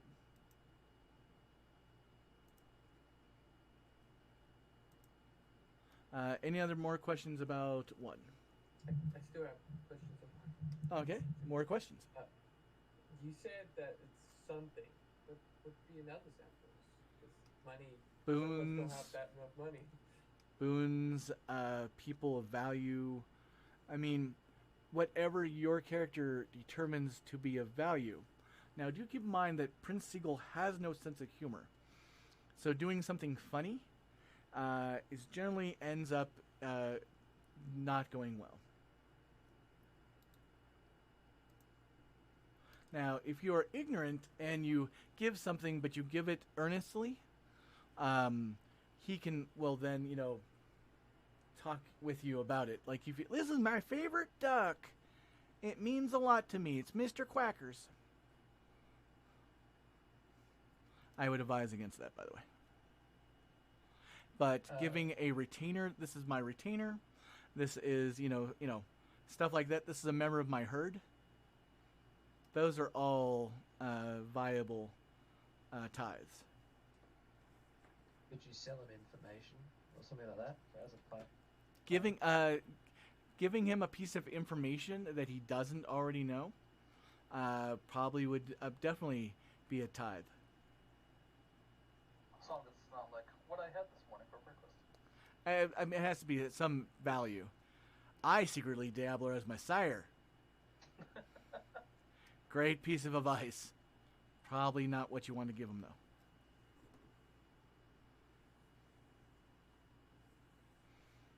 All right. Any more questions about Edict 1? Now, keep in mind, none of you have done the tithe yet. The first session will be your first end of the month tithe. So would jobs count as tithes? So just doing something for him? Yeah, you give them a boon, or I mean, you can try to say, "Hey, I pledge myself to your service for X amount of days." Okay. Although, honestly, giving him a boon would probably be safer.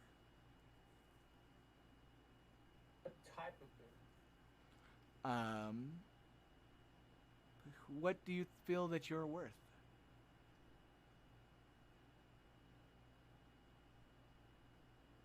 Does your character have Dots and Mentor? No. Then donate what you feel is worth. Do keep in mind that he will probably be more judgy about what you give than the other people.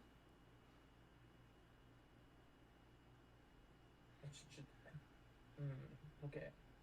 Like, for some reason, I have less respect for you because you have defiled my daughter.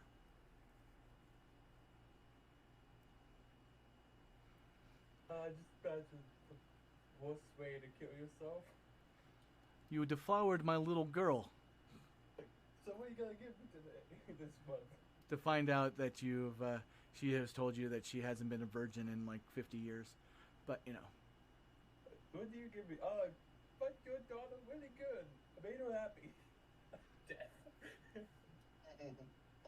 That would be a very amusing, quick character death, but no. I am not going to make suggestions because there's lots of beauty in whatever possibilities might stem from this.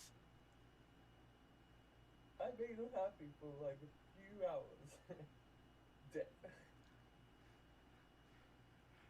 You know what, alimony is, right? It's not the like one of the spouses pays the other spouse. No, it's the screwing you get for the screwing you got. Oh.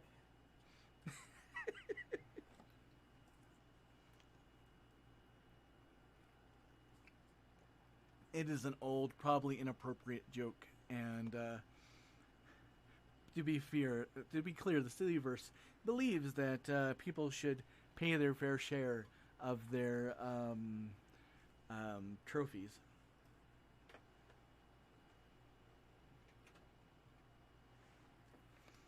All right, are we done with the first edict? Yep. Number 2, status is ignored in the circus arena. Combatants cannot fall back on status when in the circus.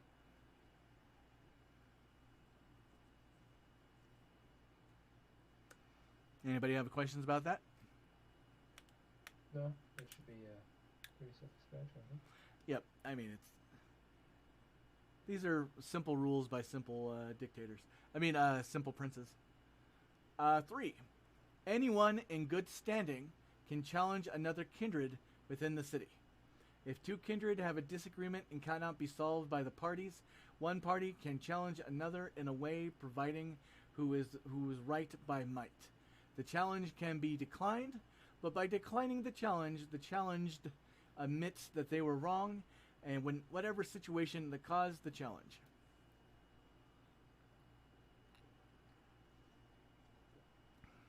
What if you want to challenge someone to get into good standing? The only way to get into good standing is to pay your tithe. If you do not have good standing, then you cannot challenge. You can be challenged, you just can't challenge. Does that make sense? Mm-hmm. So you can't steal someone's good standing? I mean, you can make somebody in less good standing, theoretically. I'm not exactly sure how, but... I guess if you lose in a battle, the status probably goes down a little bit. I mean, not if you honestly fought, but if you curled up and start crying. Can you have someone else sub for you in a challenge? Yes. So there is an unspoken rule about a champion. If you're challenged, you can ask the champion of your clan if they would be willing to fight on your behalf. They have the right to say no because this is not an official rule. But if they say yes, then that person will sub in for you. Each clan has a member that is their champion. BV Bravo is the champion for Clan Toreador. Champion Bourbon does not count. He is the champion for the Prince and for the Prince alone. Mostly because, you don't want a situation where he has to fight himself. Can you, instead of champions, can you pick someone else? No, it has to be the champion. So, like, for example, one of the players could pick another player. Nope, champion for your clan. If the player becomes a champion for your clan, then Yes, I mean They're only your clan. everybody has different clans, but you know, in a strange sense, there is the possibility that somebody of a different clan could become the clan champion of a clan, because anything is possible with boons. You know, you get the merit clan friendship, and friendship is magic. All right. Power of friendship. The power of friendship compels you. In a world where friendship is important. Two vampires. Two vampires face off in mano a mano. Anyway, number 4. Casinos are off limits without Prince Siegel's direct approval. No one may influence, cheat, steal, or do any active or passive actions on any part of the casinos. So yeah, I got that question there. All right. Does that include just regular old gambling, not even cheating gambling, just plain poker? If you're gambling and you're not using your powers, it falls within the ability to do things. It's when you start using powers to influence people breaks that rule. So I can cheat as if I was cheating in a gambling game, just not with powers. Correct. However, Mr. Toreador, considering that celerity cannot be turned off passively, you are technically cheating supernaturally anytime that you cheat at poker. Only if you fail. Oh, damn. Does this rule apply to Ventru as we control all of the casinos besides one? Yes. Now, your sire, being who your sire is, has said to you that it's a rubber stamp for Ventru to do things in casinos, but you still have to follow protocol. Okay. His advice to you was, don't do anything. If you want to do something, talk to me. We'll get it done. Don't do it yourself. You're a knucklehead, and you'll just fuck it up. Sounds good. And what has my mentor said about that?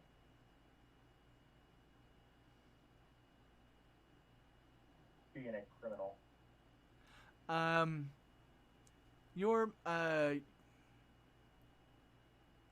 It took me a half a second to remember who your mentor was.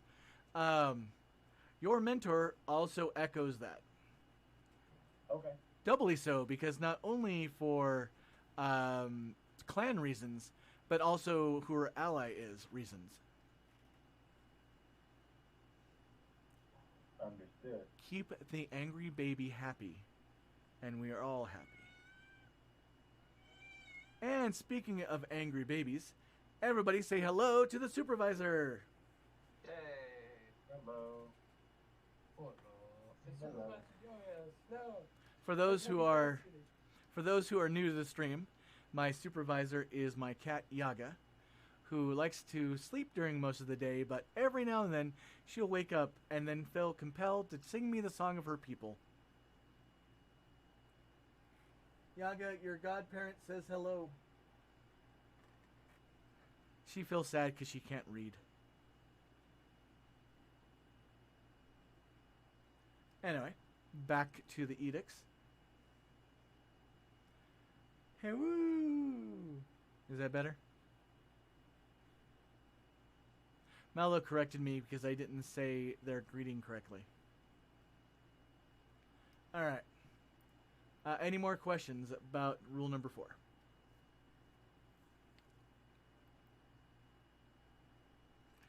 Edict number 4. Edict number 5. No killing of tourists. Tourists are the lifeblood of Las Vegas.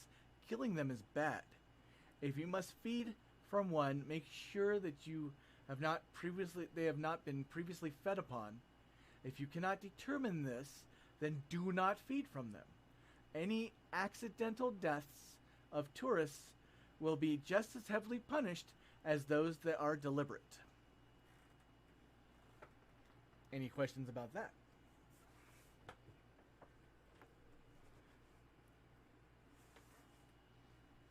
No, essentially just Not be careful me. what you feed. Or if you kill someone, hide it.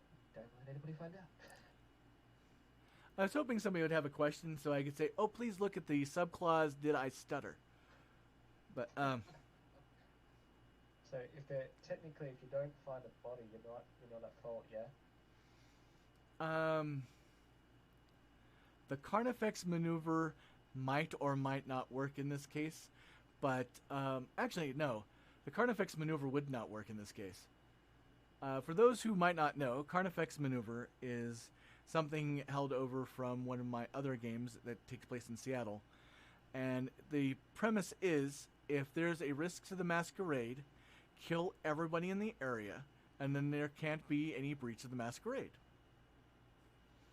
But in this case, that every one of those that die, that if the body is discovered, is breaking rule number 5.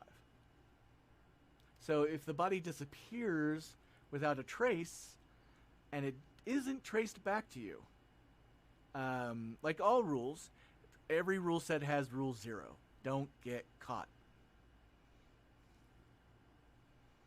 But if somebody dies, they disappear, and then whoever is back home makes a stink, that will definitely have people turning eyes to find out what happened to Jimmy Smith from Des Moines, Iowa. All right, any more questions on Edicts 5?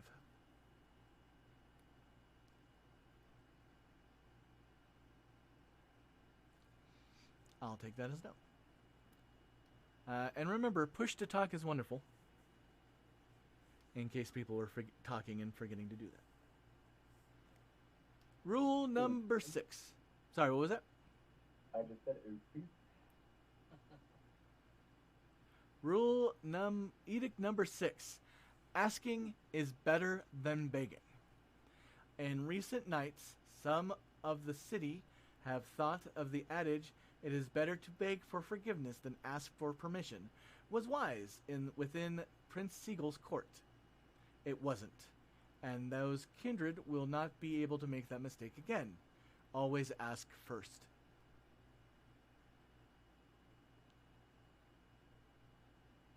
Will you get in trouble for asking stupid questions?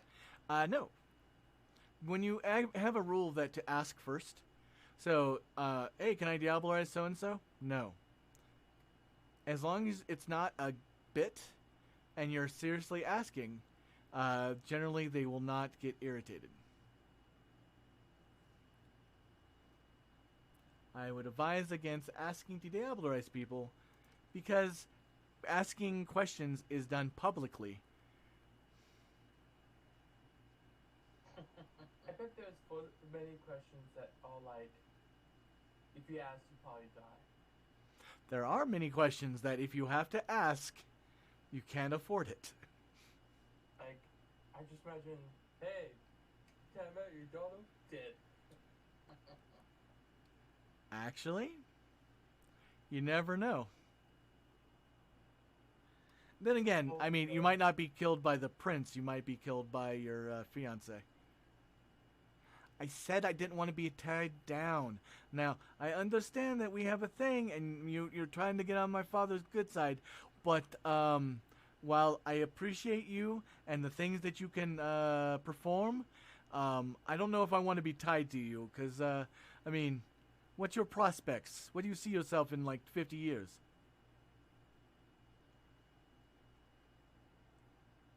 Yes. Is the answer no? Your legs. Okay. For 50 years? Oh, the chafing. No. All right, on to the roles of the court. And I just noticed that it is in the wrong font.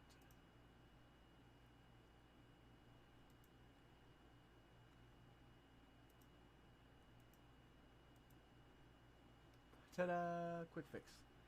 So, the advisor. The advisor's job is to be aware of the clan's needs and grievances to be brought to the Prince Seagull.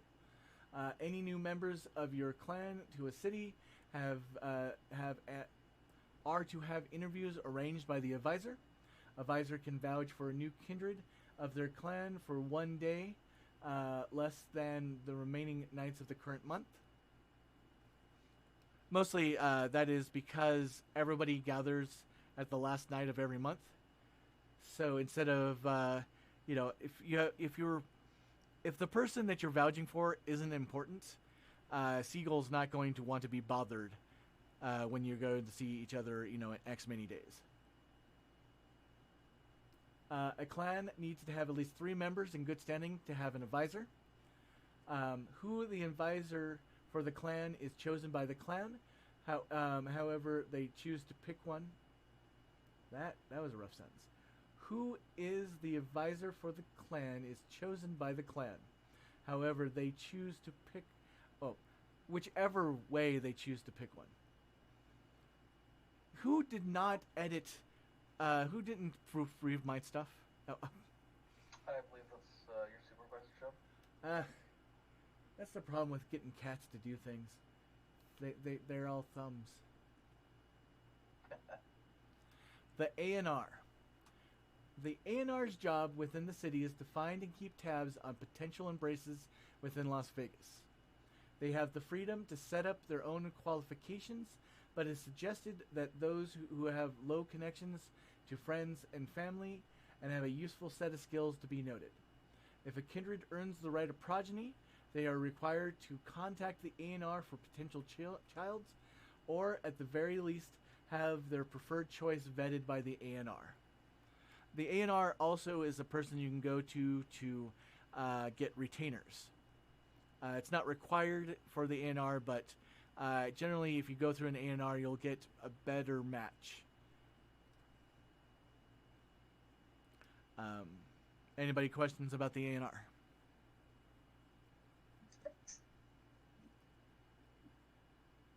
Sorry, Brown, you're coming in choppy.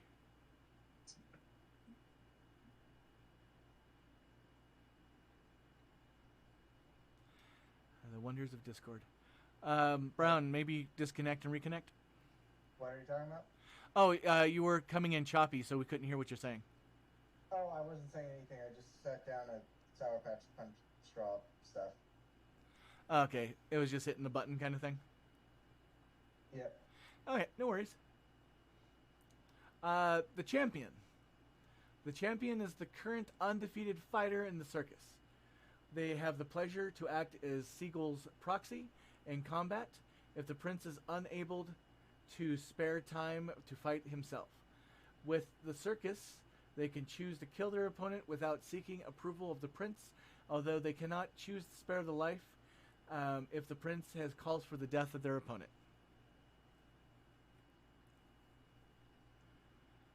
Technically, there is only one champion in the city. Champions of clans are not recognized positions, as so much they are not officially recognized, but they are, if somebody calls themselves the champion, nobody in the clan, says otherwise, they are respected, but it's not an official position. Are there any questions about the champion? Nope. All right. The Chancellor is also known as the Accountant. Sometimes the Prince will refer to the Chancellor as the Accountant, but it's the same position either way. Harpies are canonically standard. Keeper of Elysium. Given the fact that there are no Elysiums within the domain of the Prince Seagull, I keep on saying the Prince, of Prince Seagull, this position is not used within Las Vegas. Primogen. This position is not recognized within Prince Seagull's domain. Prince is the Prince's standard. The Scourge, aka the Meister. This position is referred to in Las Vegas as Meister. It's pretty much the standard Scourge position. except for there are additional things they do. The quiet side job most scourges are, which are personal assassins of the prince, are a little bit less quiet. Meister Shades is kind of known as his fix-it guy. So if there's, and it's number 2. I guess it's an unholy combination between Scourge and Seneschal. Except for Meister doesn't speak with his voice. He just has his own weight to speak with of a voice. Does that make sense?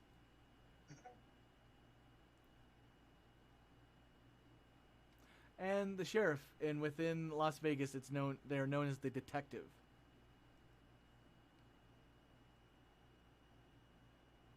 And it's pretty much standard sheriff stuff. Their job is to enforce Prince Siegel's rules.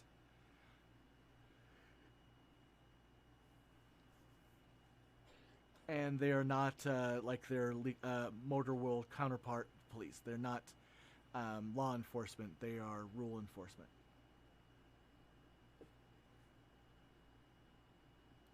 All right, with that, the close. Question and answer time. And just so you know, those people listening at home, feel free to send messages via chat if you'd like to have a question about the setting, and I will answer it as well. So first and foremost, of those gathered, does anybody have any questions? Nope. Not for me. No, I'm pretty good. Pretty thorough explanation as always. Ah, thanks. Wait a minute. Sounds like an insult. No, and to check with chat, anybody out there have any questions? Will we be seeing more of Baby Yaga? The supervisor arrives and departs at their own pleasure. Sometimes my mom will distract the supervisor with string as a way to help me not be distracted at work. With that said, we are just over the 2-hour mark, and I feel it's a bit early to wrap things up. So, who wants some mini scenarios? Let's do it. I do. Yay! And with 2 people, I assume you're talking for everyone. They are. Yes, they are. Woo! All right. Do it. So I'm going to switch this to the current Vegas map, and then there'll be a little bit of me fussing to make it look reasonable, because I don't like the way that looks. So just a small not break.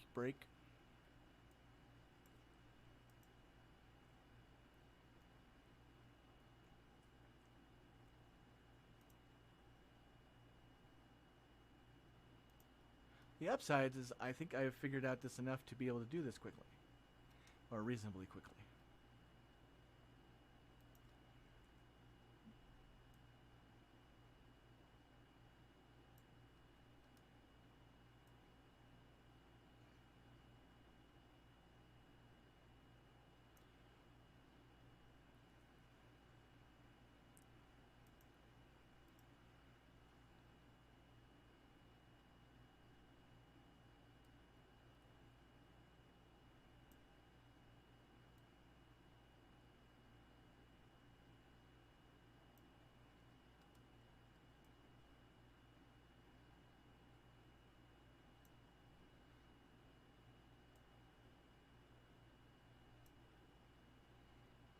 All right, is that reasonably readable?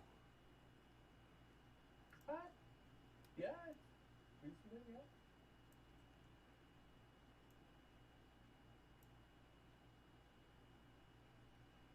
Yeah, that's good.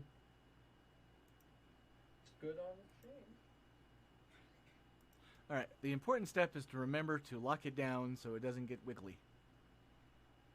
One thing that's kind of unreadable is all the like small places, like the Club Seal Vegas. I will have to make the fonts bigger. But I will do that off stream before our next session. So let's start with Jonathan.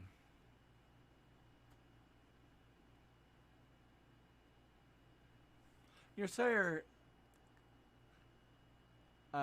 comes out of his suite. And what is Jonathan currently doing? He is watching Poku on TV.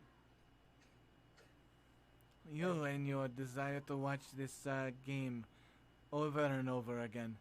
It is confusing. I do not understand why you like it so much. Oh, I don't mean it's great. It's a great game.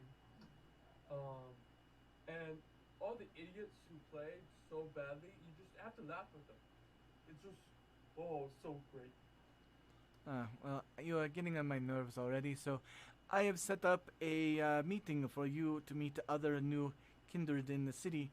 Hopefully, you will make some contacts. At the very least, help form a coterie, because I feel that you will not survive very long on your own. Well, I think I will survive. I think I am great. You have pissed off the most influential man in city. I do not think that is good for your health. Having a group around you and being useful are your only chances of survival. Now, to be clear, I do not care, but I am bound by the boon that your love of your life has spent on you to give you the best chance to survive. So that is why I'm giving you this advice freely. Yeah, I love to meet new people, so yeah, let's meet new people. Très bien. We will be having you, everyone meet at Club Bravo, the Bravo Bar. Do you know the place? Do I know that place? I'm not sure what that place is as player-wise. As a person who's lived within the city for a long time, it is that gym bar place that you never wanted to go to because, you don't want to smell gym socks.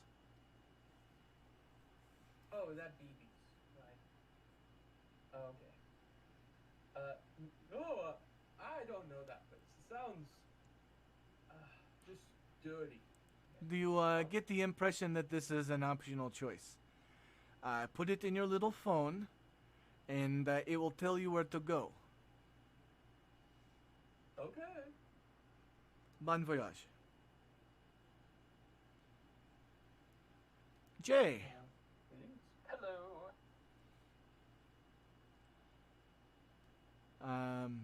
I'm trying to remember your situation.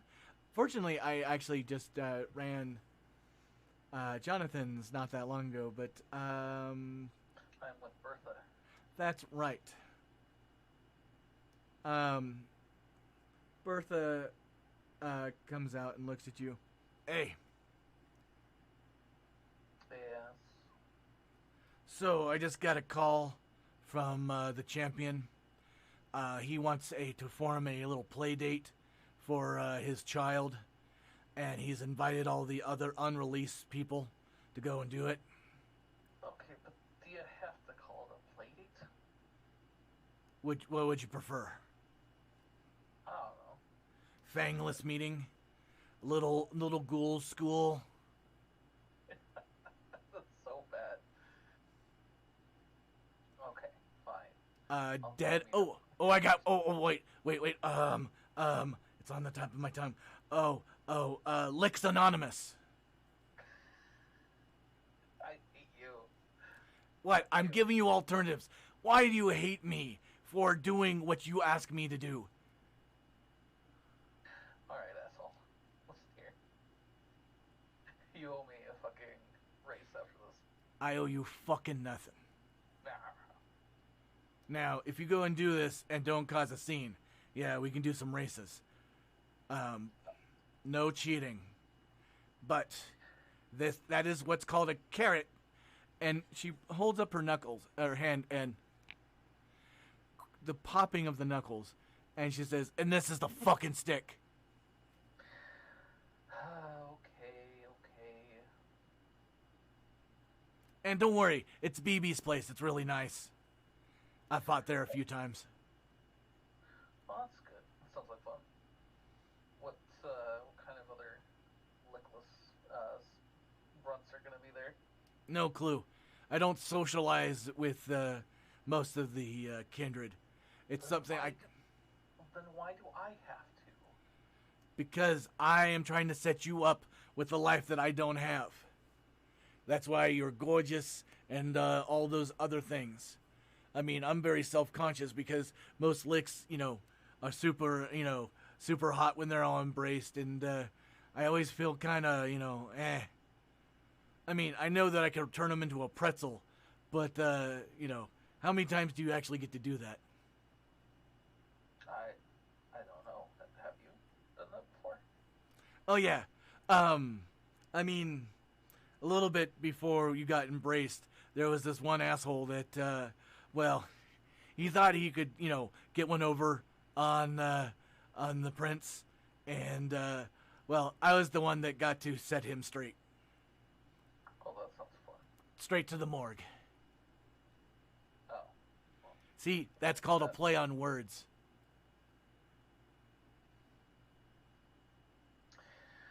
Well, I will do the thing. Oh, good. But I'm not gonna be happy about it. I don't fucking care. Fuck you too. And your mother. And your father. Hey, that's your grandfather. Watch out. Motherfucker. Not today. All right, Anna. Anna.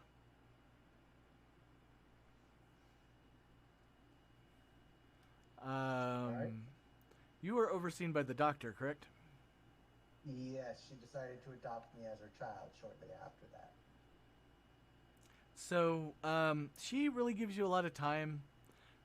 She is not necessarily nurturing, or over, just she answers questions if you have them, but she's pretty hands off. You don't have her as a mentor, correct?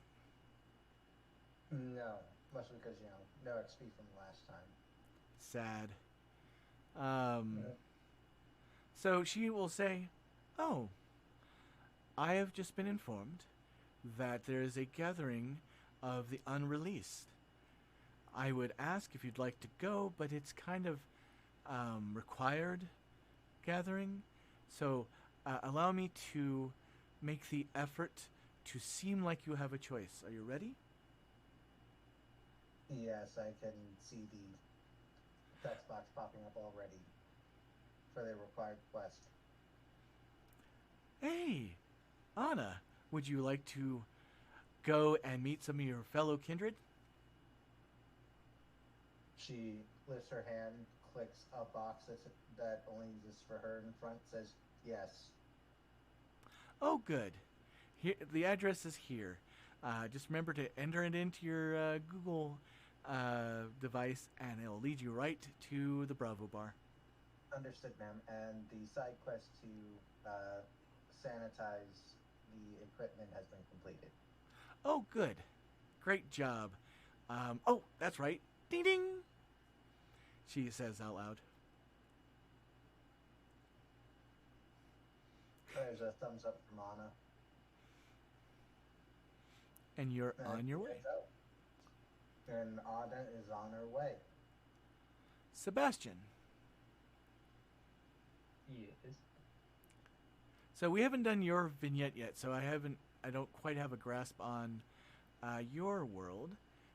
First off, did we settle on who your sire was? He does not know who his sire is, but he's being looked after by the librarian. Gotcha. So the librarian has been having you sort books. You kind of think it's a little. I mean, at first you're like, "Oh yeah, sure."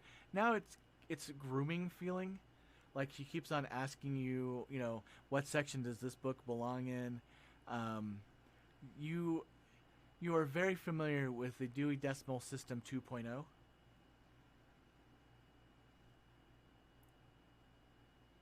Yeah. She is very proud of getting a hold of the 2.0 system, which is supposed to be exclusively for the Tremere, since Mr. Dewey is a proud member of House and Clan Tremere. She has informed you. It's much more efficient. Oh, I oh, know. oh, Mr. Maxwell, Mr. Maxwell. Yes. I just got informed that you are to go and attend a party. Party, you say? Yes, yes.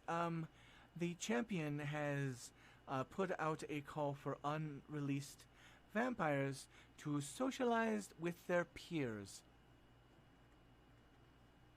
Do I have to?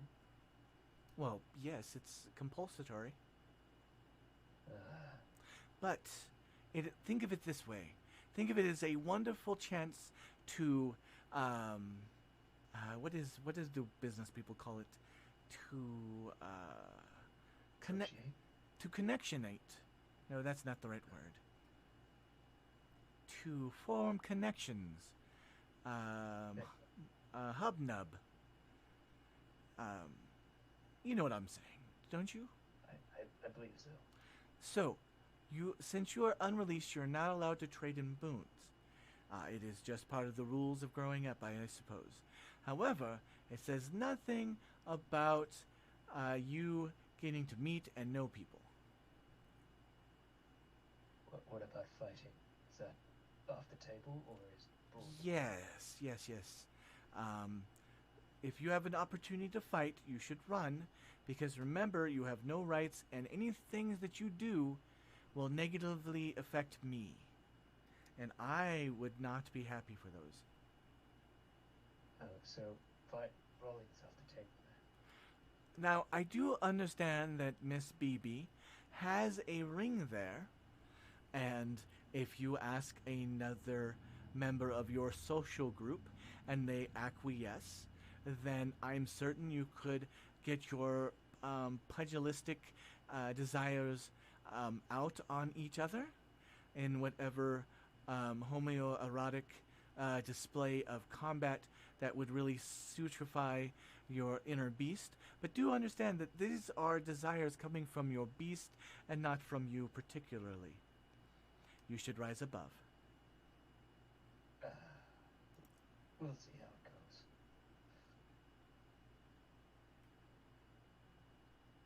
Yes. By the way, I think those 3 books are out the wrong order. They are. Oh, that's... I don't know about you, it just sets my skin a crawl when things are not in the right order. That's fine. Just chuck me the address. I'll head down if you want to fix that. I've already fixed it, see? Oh, you have. You work fast. As long as I can reach it, yes. The address is blah blah blah blah blah. Right. I'll put that in Google. Blah, blah, blah, blah. Okay. It's a good thing that Google has that blah application. Yeah, it translates well. So good. Blah to player knowledge. Yeah. So you are off. Since you have under Google, it shows you the right sewer tunnels to be able to pop up within a block distance.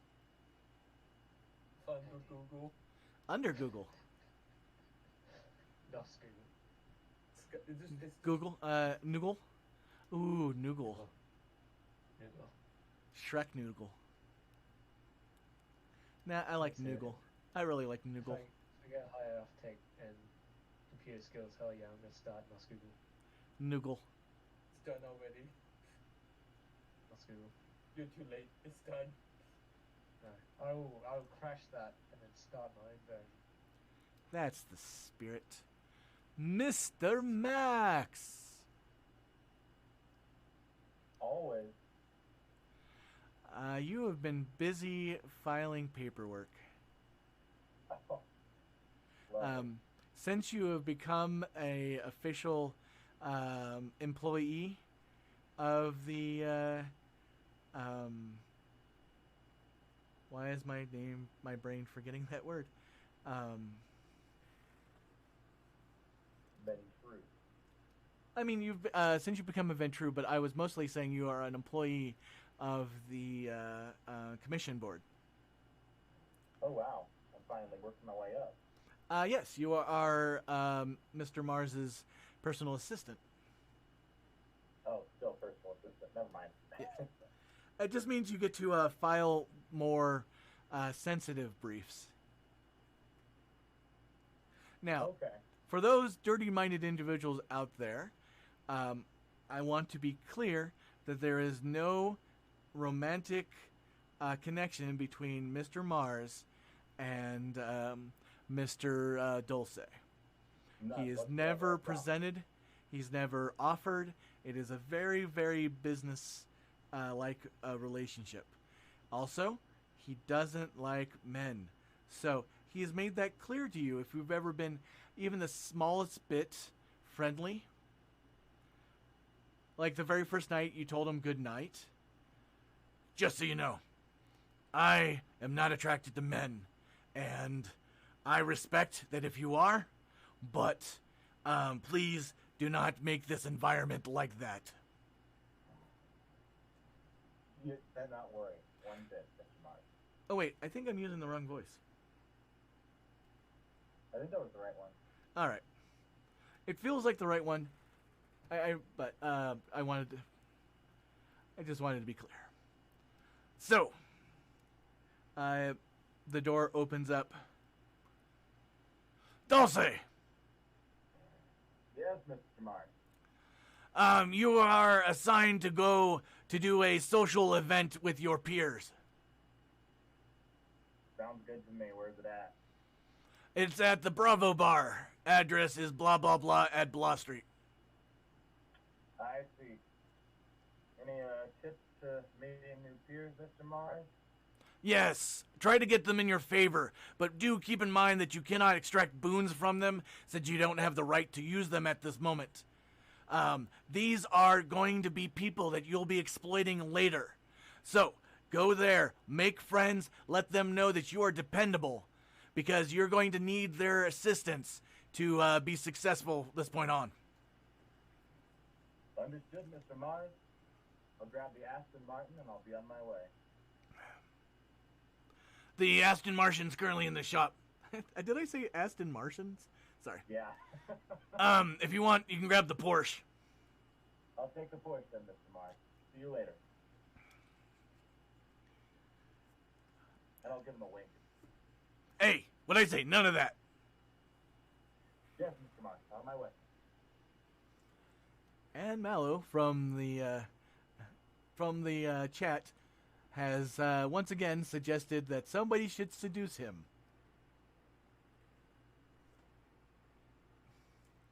Which is their go-to statement every session. One day, somebody will take them up on the offer, and that will just encourage them to say it more. I have met Mallow. I know these things. Don't worry, Mallow. Me and Mr. Mars, we're going to be close.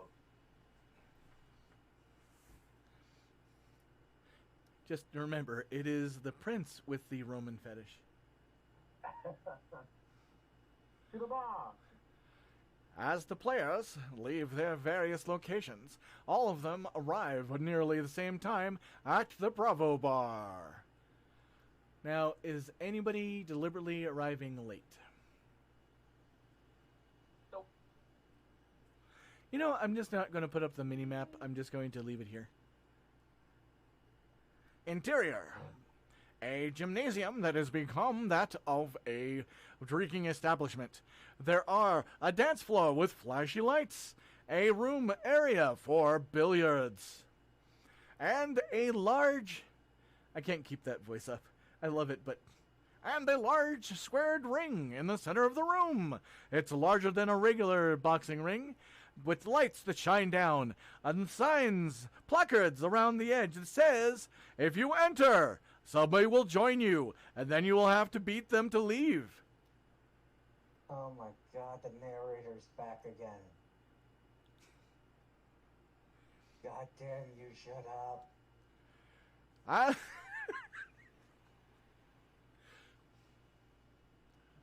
Who you talking to? The narrator, didn't you? Oh, right.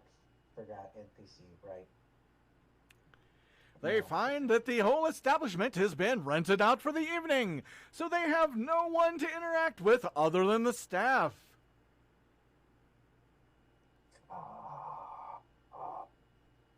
We catch up with the players in their new location, the Bravo Bar.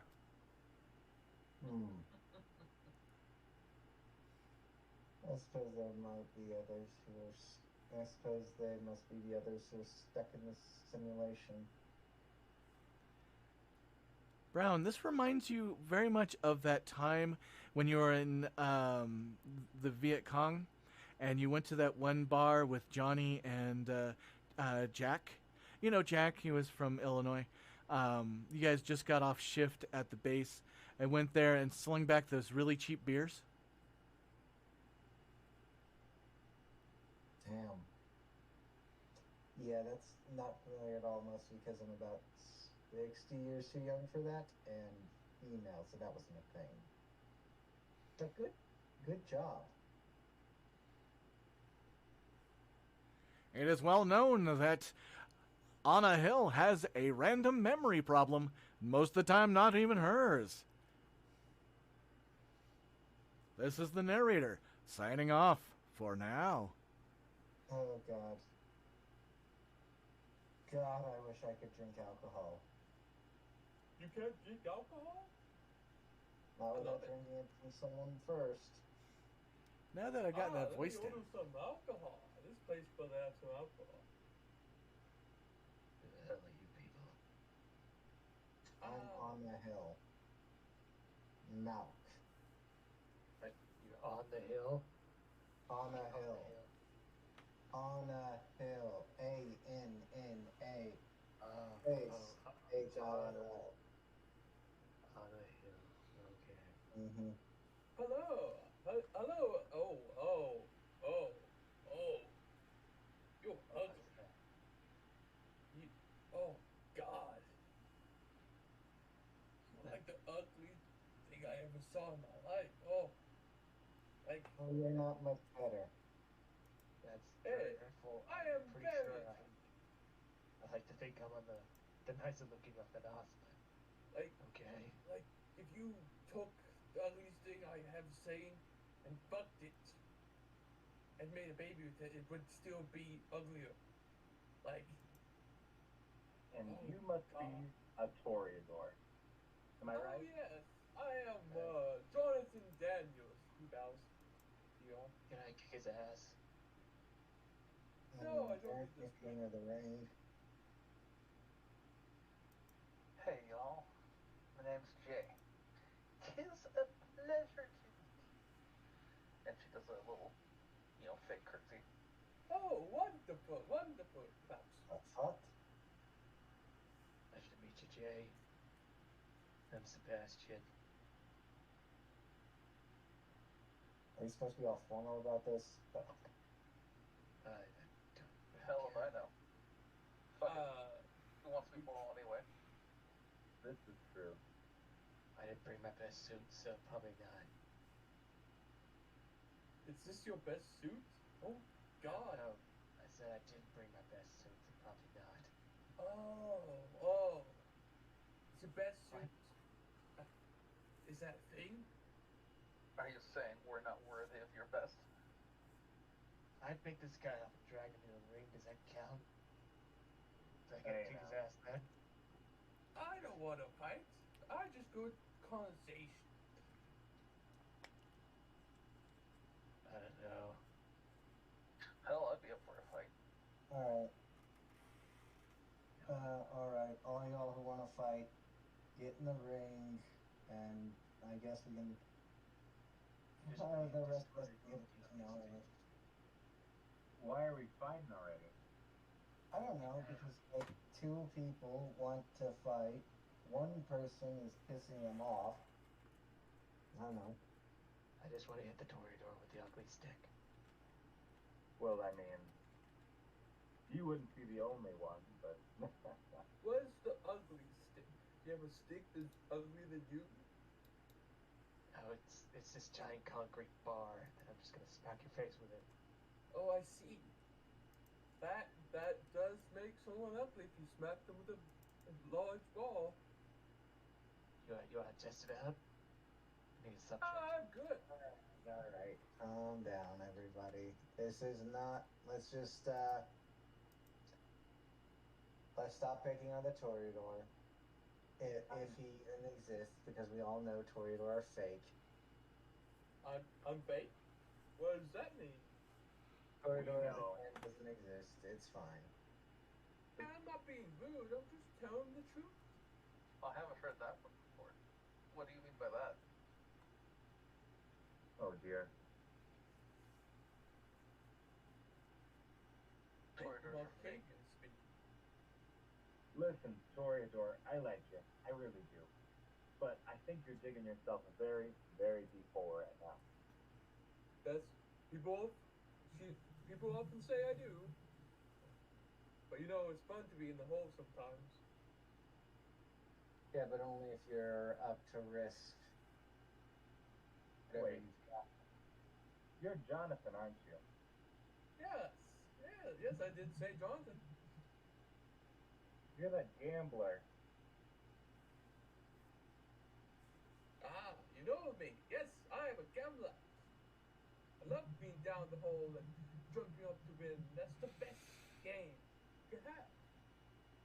Weren't you the one that got beat by Billy Wolf like every single time? You can see anger in his face. Oh, don't talk about him. He cheats. Hey, now that sounds like fighting words. Maybe you two should get in the ring. We spoke to him. He told me he cheats. I'm happy to be his champion. I don't respect, so. Boring. I mean, cheating is fail, but when you use supernatural power to celerity, it becomes it's not fair anymore.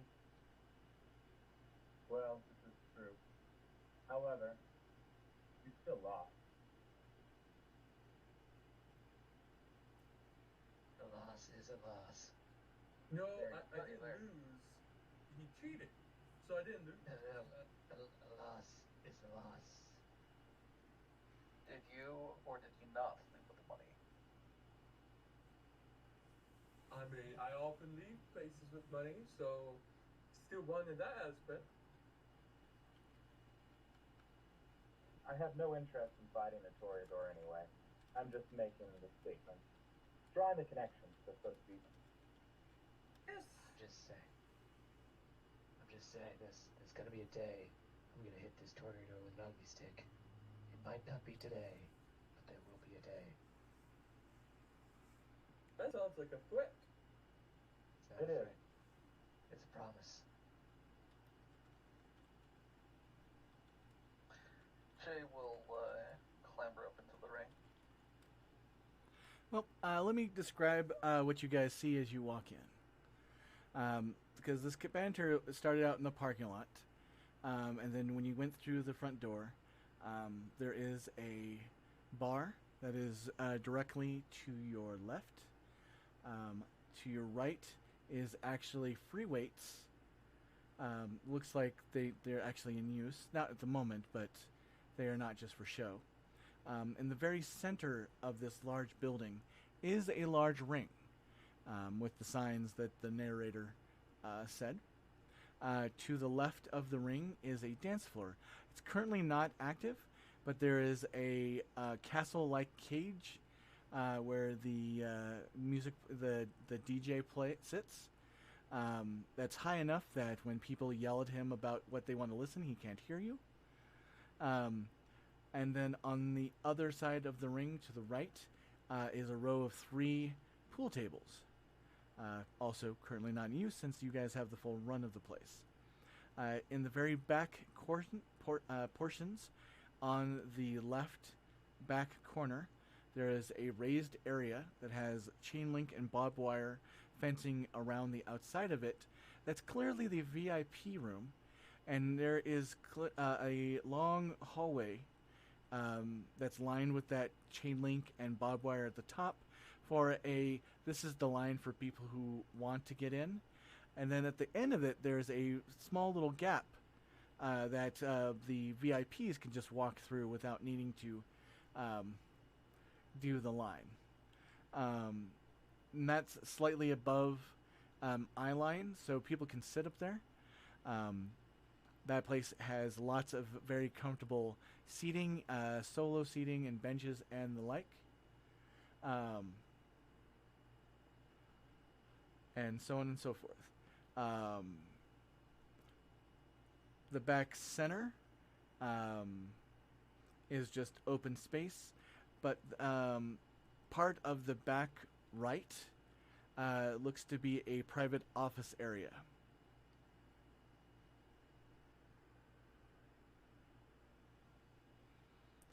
Is the bar open?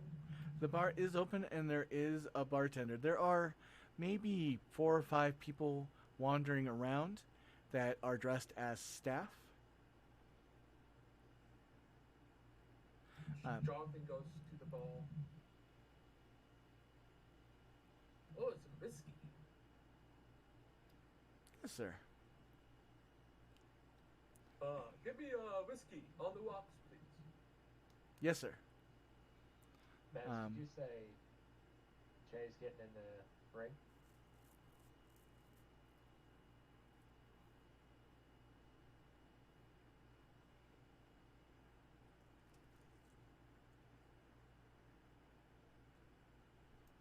Sorry, I'll be right back.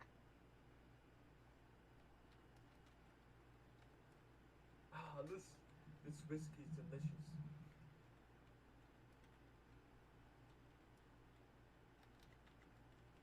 You guys should have some whiskey. We can talk about where you guys are from, our town. You're just going to throw that up soon, right? No. And it has absolutely no effect on you anymore. Provides you nothing. It has a good Not taste. even a buzz. Taste is not bad. It's beer. It deliberately tastes like piss. No, this is whiskey. That's good, sir. Good. Okay, it tastes like bad piss. It's delicious. You are justifying your alcoholism to nobody because it's pointless. Because you actually don't have alcoholism anymore. Alcohol is not about, alcoholism. It's about enjoying the little buzz and enjoying the You taste. don't even get a buzz. I had a little hint of it sometimes. Oh, you gotta drink someone to get the buzz nowadays. I get a little buzz. That's why I don't know about you guys, but I get buzz. What? You get buzz? You know Buzz Lightyear?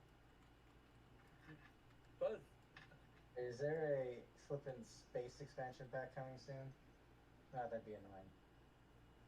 He said he knows Buzz. The only Buzz I know is a Lightyear. Buzz from alcohol. Oh, the thing that you can't get because we're in a simulation as vampires. Wait, what now? What? We're in a simulation. Yeah. I assume you guys don't get text bubbles. Oh, this makes No. sense. She's Marcadian. She's having trouble. I don't get text bubbles. Can I edit my character then? Do I have to be this ugly? Sadly, that seems to be a flipping administrator control. Sebastian, you are not ugly. Do not think of yourself that way. Thank you for your kindness, but I'm literally a giant mad bat. I'm I not do being disagree. kind. You're all ugly. I You mean, might not maybe be- inside maybe not, but outside you're ugly. I instead Don't of worry. Don't worry, I'm gonna hit you with the ugly stick later. You can join me on this side. Can never be as ugly as you. That's insane. Oh, pretty sure if I hit you hard enough with the ugly stick.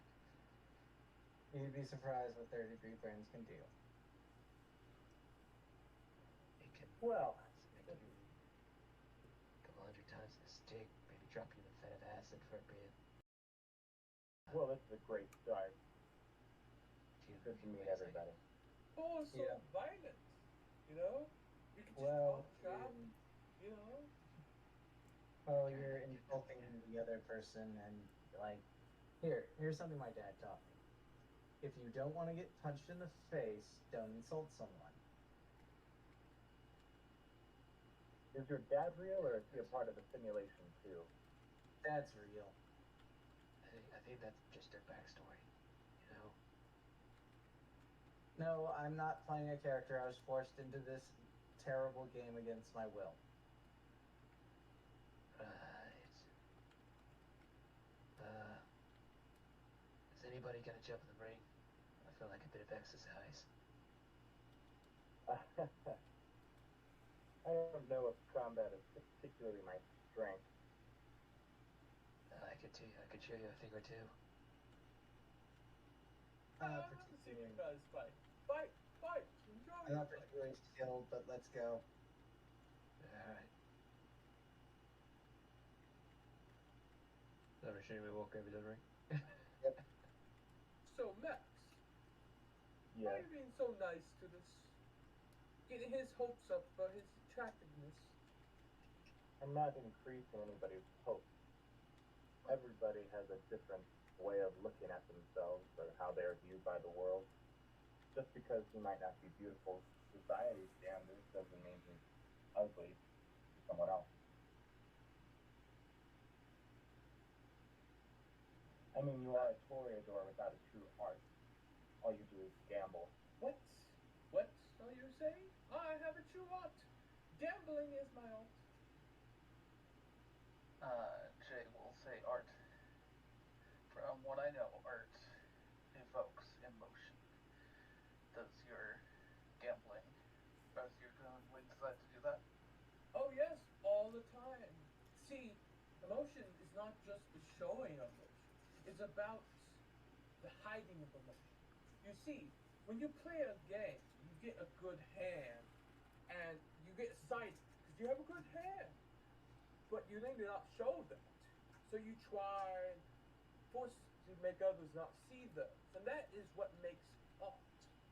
You're hiding your over controlling emotions, and that is art. And you can see through that. It is wonderful. And just like that, I have no urge to watch gambling ever again. And maybe your choice. You know, maybe I could hop in that ring after all. Hell, I'd be up for red in the ring too, Jason. I think we're gonna have a line start. What better way to get to know your fellow peeps, right? I Someone suppose. wants to do me a massive favor. Throw the toreador in there, please. No, man, if they don't consent, then yeah, nothing you can do. Sure, we could do like wrestling. He could be a chair. Well, Jonathan, how about you hop in the ring? Over the PA, you hear, pardon, announcement. Last member of Unreleased will be inbound, will be arriving shortly. Please, prepare. Thank you. What do they mean by prepare? Oh no. Is the place gonna blow? Hey, if we plan to die, we plan to die. At least I get to see my level again throughout the picture. Oh, you have a lover? Of course, I'm a toreador. What toreador doesn't have levels? You have levels? Levels. Okay. Levels. All I'm hearing is levels. Are you what? Now, Why does he have levels then? I'm a he's main character. he's talking about his girlfriend. Oh. I feel sorry for her. Oh, She could do so much better. she is wonderful. No one could do better than me. I would rate you like it too.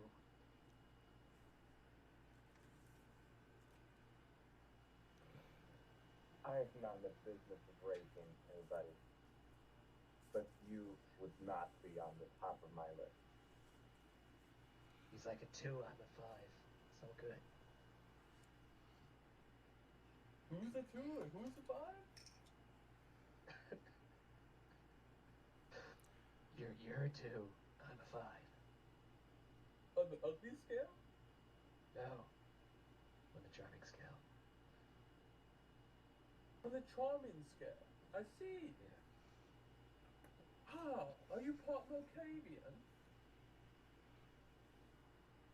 No. But I'm pretty sure we could organize this in the ring if you want.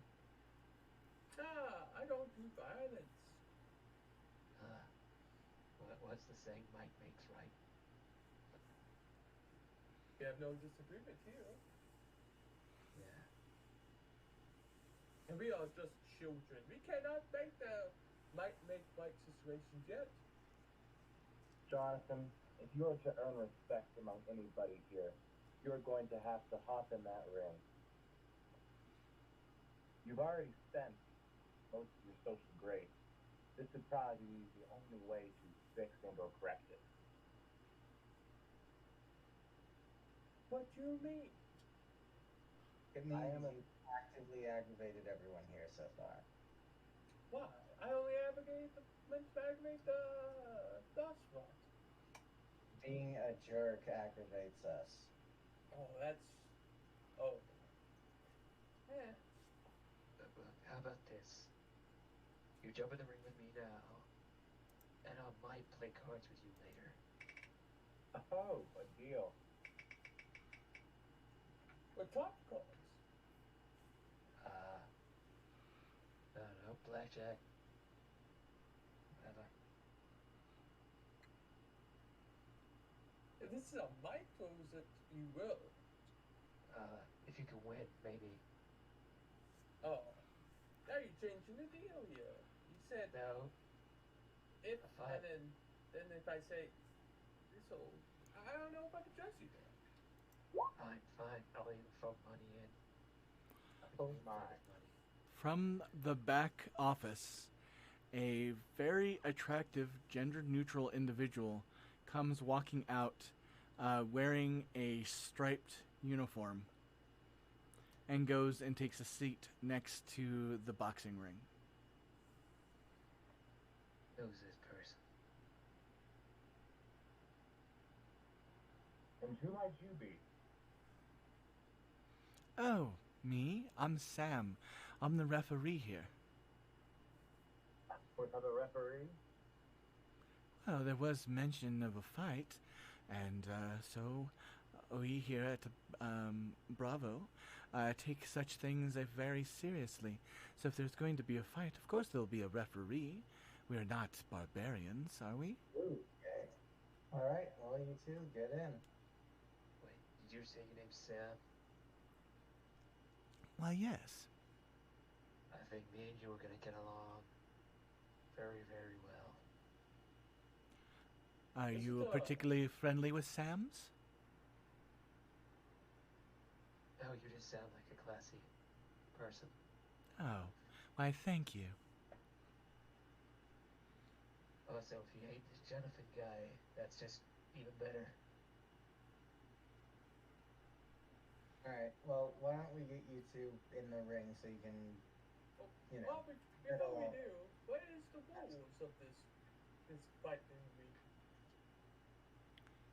So let me put a pause on this scene real quick. Baron, are you with us? Yes, indeed. So, you have been deep in study. We have not done our vignette yet, so I don't know the ins and outs. But a page comes up and hands you a certified note from your current superior. And it says, "Greetings, Mr. Gage.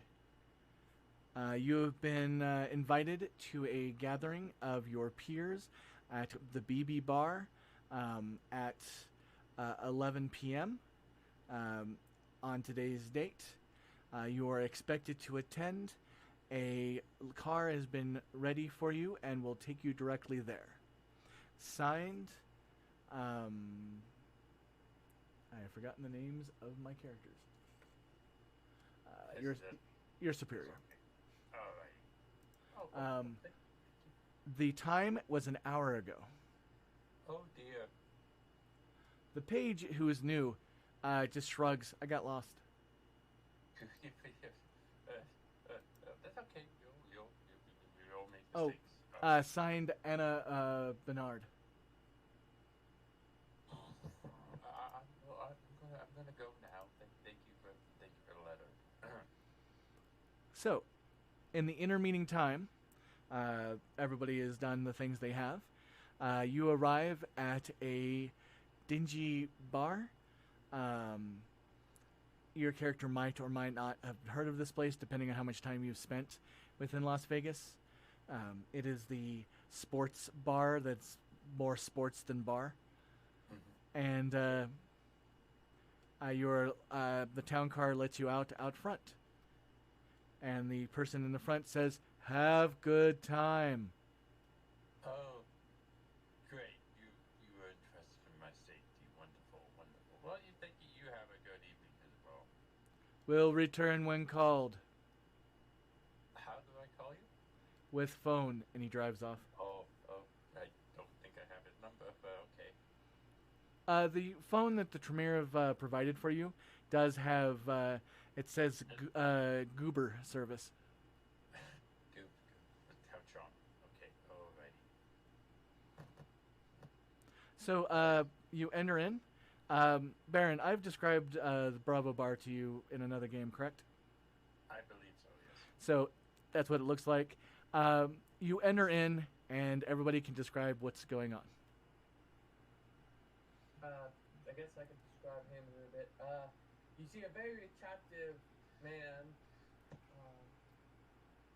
and it's my character, who's getting like pure pressure to go into a place he doesn't want to be in, because he calls a person ugly that who in his view is ugly.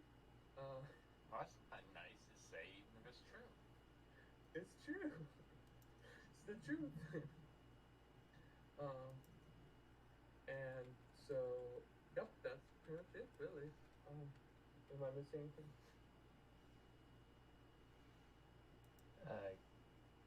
No, yeah, you're literally you're fighting a giant Batman, or Man-Bat. Not in the rain. Yeah, in the rain yet. In the ring. Have I been told what to expect? You have not. You had the extent of that official certified note. So, Frederick just is looking around, all confused and uncomfortable and nervous, because that's who he is. Oh, look, a new person. Quiet He runs yourself, up. He Toreador. runs up to you. Hello. Greetings. How are you? Hello. I am Jonathan Daniels. Nice to meet you. He shakes your hands. Very aggressively. Alright, at this point, the Malkavian hops into the ring. We're gonna have a fight. Okay then. That's Oh, they got to have a fight. Finally, some entertainment. Who's gonna fight who? I'm not fighting anyone. What's happening?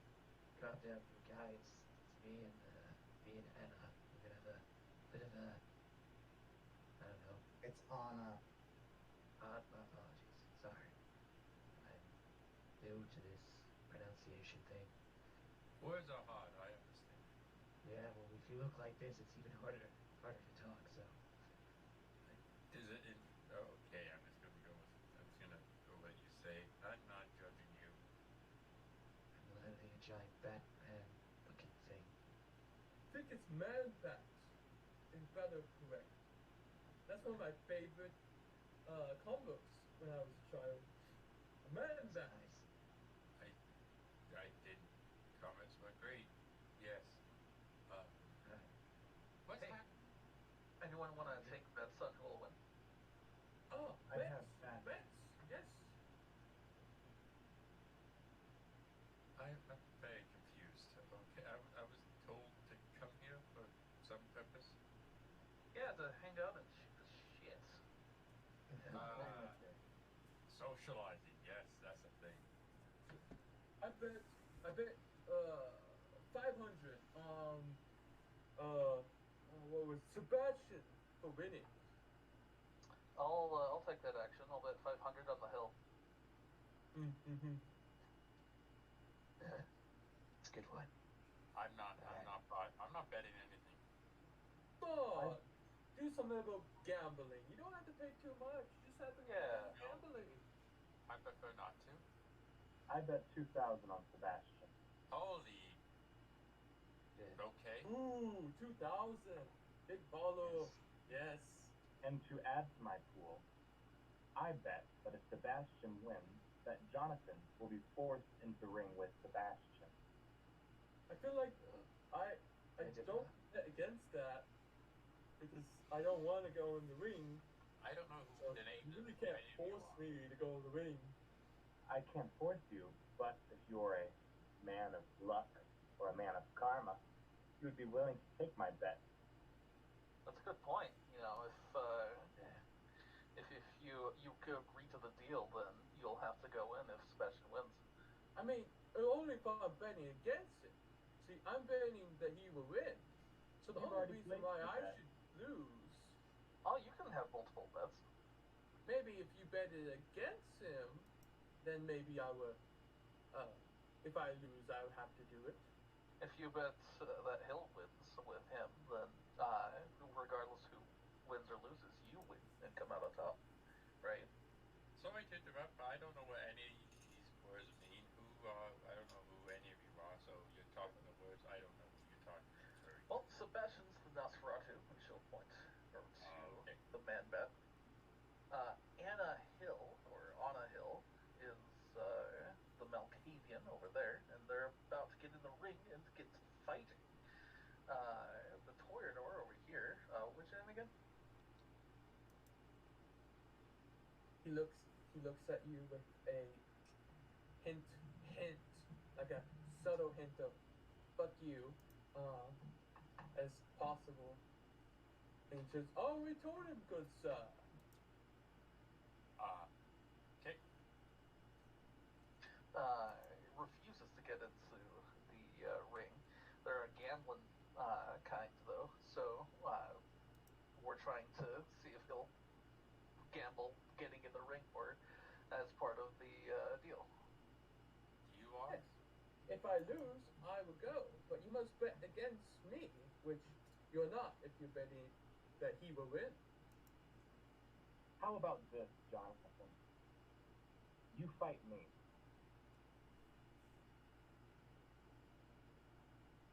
No, No? I don't really want to fight you. You look like a tough man. I'm not a fighter. Coward by nature. Oh, I'm no coward. But like, you your don't actions speak compete to different. someone that you know you're gonna lose. You don't bet on something you're gonna lose. How many times did you lose that one gambler, though? Dave, what's his face? It was every single time. And how many times do you keep going back to him? Every single time. I always wish to. I think I could win those ones, but I failed. I'll admit it, and I will beat him soon because I now have special powers to matches soon in the future. We all have special powers here. Just because you have them doesn't mean that you're going to win against him. I will win against him, and he will lose. Alright, They I don't think this hold is it. enough talk. You ready, Anna? Yep. Alright. The referee will stand. Is everybody ready? Yeah. Yes, Sure. Oh, just say yes. The genders are so, I don't know, 1990. They Roger. Yes. they climb into the ring. They have dark roots but blonde tips. They are slight, slight curves, very androgynous. Dark eyes and thick, dark eyebrows. Deep red lips. This individual is very attractive for not having any gender markings one way or another. And they say, "Hello, you may refer to me as the referee. And I am here to make sure that you little devils don't kill each other. Are we all familiar with the rules?" I suppose you can go with a rundown for him. Certainly. Rule number 1, no killing. Rule number 2, please refer to rule number 1 for everything else. What about disciplines? Are they used or not used? Oh, what again? Abilities, disciplines. I am certain that whatever abilities that you have, you should use to your full potential. Otherwise, why would you even be fighting? I mean, can we use guns as long as we don't kill? Please refer to the rules. Sweet. Now, I will, if things get out of hand, I will say stop, and if you choose to listen to me, then you would stop. If you choose not to listen to me, well, that's on you. That doesn't sound very. Well, that sounds menacing. Well, I could always say I'll go tattle on you, and then you'll have to deal with my employer. And my understanding is, if you're not a friend, you're going to be on her bad side, and I would advise against that. Could I make a wit or a perception awareness to see if this is like a ghoul or something? If you're not using Auspex 2, which is looking at their aura, it's kind of hard to tell if somebody's a ghoul. Or are they living or dead? That's what I do. Give me a perception alertness. Or actually, give me a perception medicine. Difficulty is 6. I don't have medicine, so I don't believe I can make that roll. You cannot. So, well, you can listen. You have no idea if they are living or dead. While it seems silly, I mean, to be fair, it seems silly that you can't listen to see if they don't have a heartbeat, they're not alive. But you're not sure if you're not hearing their heartbeat or just not successfully, hearing those autonomic, responses. They're pretty quiet. You definitely can't dance to them. Baron, you are staticking in and out. Are you on push to talk?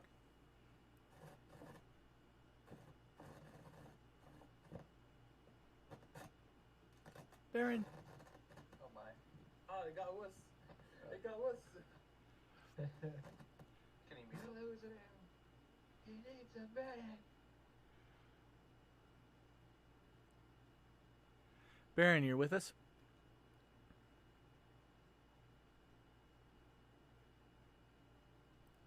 Well, Baron will be back after these announcements. So who is getting in the ring? I believe Yes, it is. on a hill. Hill and whom? Sebastian. So normally I will do a time thing, basically a time thing in my normal games, but the minutia are unneeded in this situation. So, oh, and Mallow is getting in the ring with you guys, Nice. and they don't have stats, so they just win. That's natural. Wait, like second generation just walks in, you're dead. They're the Pepsi generation. Sorry, references. So, let's do this by the numbers. Hill and Maxwell, please do me the favor of rolling initiative. Initiative is going to be 1d10 plus the dots of your wits, dexterity, and unactivated celerity as a single number. And for those following at home, I do actually have the rolling shown up on the screen, so you know that they are not cheating. Maxwell, what is your initiative bonus?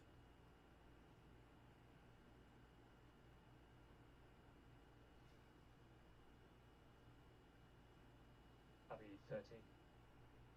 13 after, or 13 and then 8? Oh no, sorry, it's 5 plus 8. All right.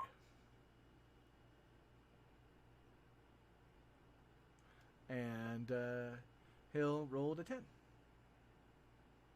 So I have what the kids these days know as a piece of paper and pen. So I will be keeping track off screen, because I'm not sure of any current way I have to quickly keep track on screen that wouldn't take longer than the fight might. Barbarians. So, Fight. I am going to announce things as they go, because fights go a little different in the Sealyverse than in canonical games. So both of you get in the ring. The referee holds their hand gently between you two and say, "Fight." So, in normal canonical World of Darkness, 20th edition Vampire, you would go with the slowest person announcing what they did and go to the fastest. I find this doubles the length of all combat and generally is unneeded.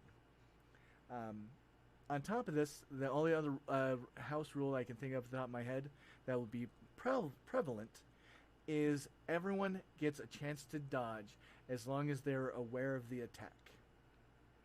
So everybody gets one free dodge.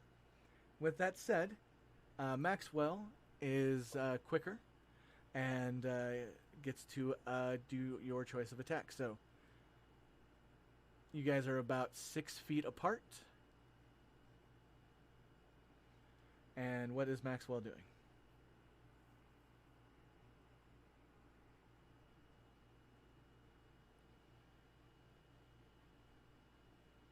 Raven, you with us? Oh, sorry.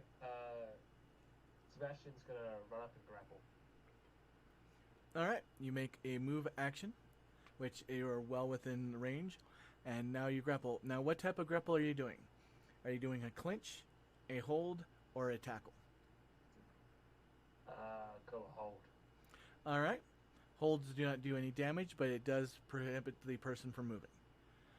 Give me a strength plus brawl roll. Target number is 6. Now, for those following at home, one of the house rules of the Sealyverse is merits do not apply against other players. So if there was Nosferatu merits on one hand or another, none of them are applicable in this fight. As That's, one success. one success.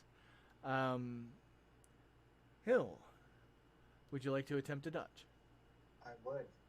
All right, dexterity, celerity, and unspent celerity, which you haven't spent any yet, and or have any at all, to my knowledge, and athletics.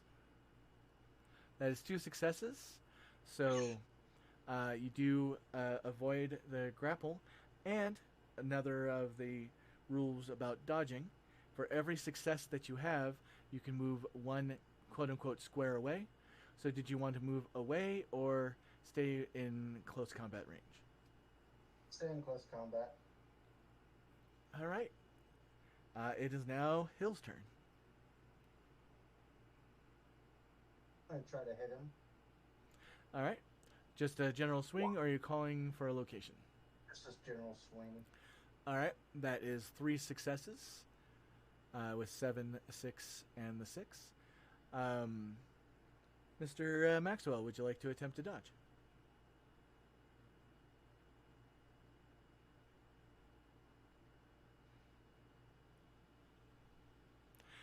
Raven, is it throwing you off that I keep on calling your character Maxwell? No, sorry, I forgot I switched Discord over to push to talk. Yeah, I like to dodge. Push to talk is a learning curve. All right, please roll me athletics, dexterity, and celerity.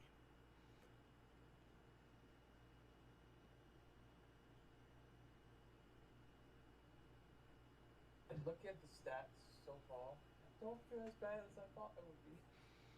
You are all new vampires. So I understand. I mean, in one of the games you play in Rock, you have over 600 experience in your character, so it is understandable. Yeah. That is a successful dodge. So, for those who are outside of the ring, if you wanted to involve yourself with the goings-on, you'll need to get on the initiative chart. But if you don't, I assume that you have no interest in doing anything to the primary fighters. I think Max Dulce will jump in because Max wants to prove a point to Jonathan. So Max is going to jump in? Yeah. All right. So for this turn, not the one we just had because that was turn 1. This is turn 2. You're entering in on turn 2, and you'll take part in it on turn 3. Sounds good. So, turn 2, Sebastian. He wants to go for he'll go for like a, what do you call it? You know how like you get your two hands together, and you do like a massive like slam down? There are moves like that in other games. Unfortunately, not so much 20th edition. You can just do a strike. Yeah, strike. All right. Now, doing the I think it's called a hammer blow, is when you put your hands together. Now, Double axe handle. yep, there you go. Within World of Darkness, you can spend a temporary willpower point to get an additional success canonically. In the Sealyverse, this has been changed because of the rules of changing of humanity and so on and so forth. And also, I don't like buying into the I believe I can, so I succeed. So the way it's handled in the Sealyverse is when you spend 1 point of willpower, you get +3 dice and ones do not count. So are you taking the extra effort to put willpower in it, or are you just describing what your character does? Just describing what he does. Sounds fine. So give me a dexterity, celerity, and brawl roll as you are punching your opponent. Now, are you targeting any location specific, or just doing that, axe handle swing? It's the most widest area, so I guess around the chest. All right. There's no penalties for hitting around the chest, so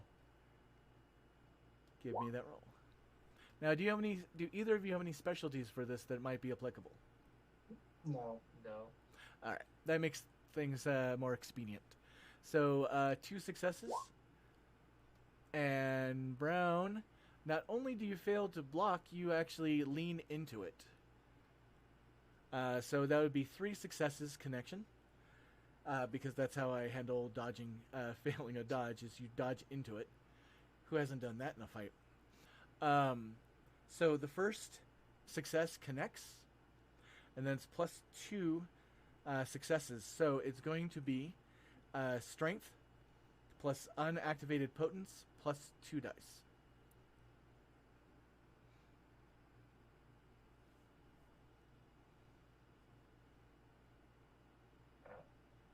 Do I need difficulty for this, or is it just... Difficulty is 6.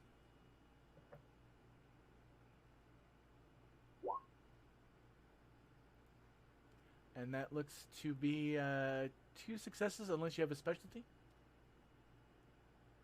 No, that's just 2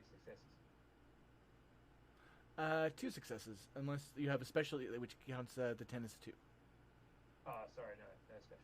All right. So that is 2 bashing.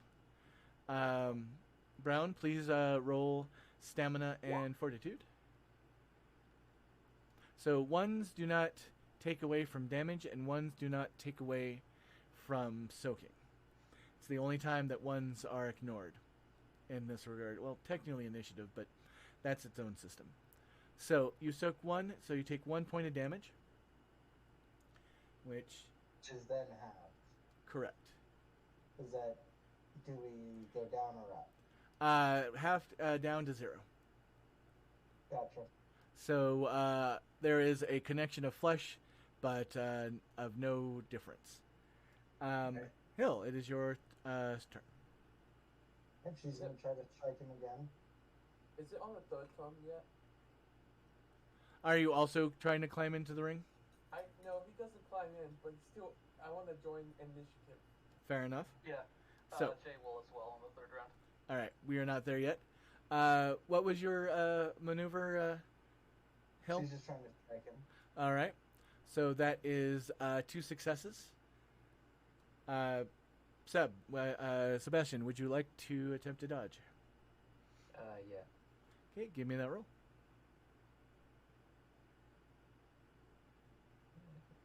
Athletics and dexterity, isn't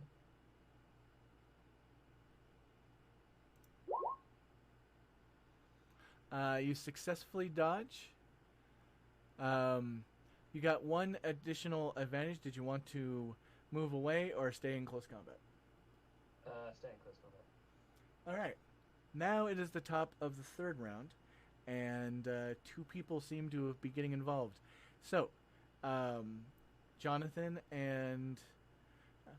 I just realized we have a Max and a Maxwell.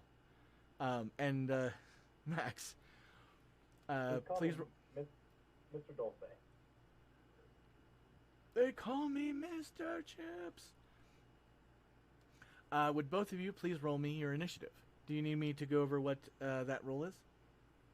No. Oh, is it Dex plus Wits plus Celerity? Well, it's a D10, and then you add the dots from your wits, dexterity, and celerity.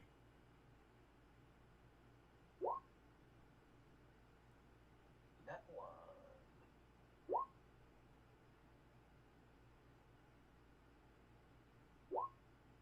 Ooh, another net 1. Wait, how do you have 11? Oh god. So Dulce is 16. I think, wait, 7, 9, yeah. And Mr. Daniels is 9. 10, actually. 10. 9 plus 1 is 10, right? Oh, yeah. Now, real quickly, Daniels and Hill, what is your wits score? 3.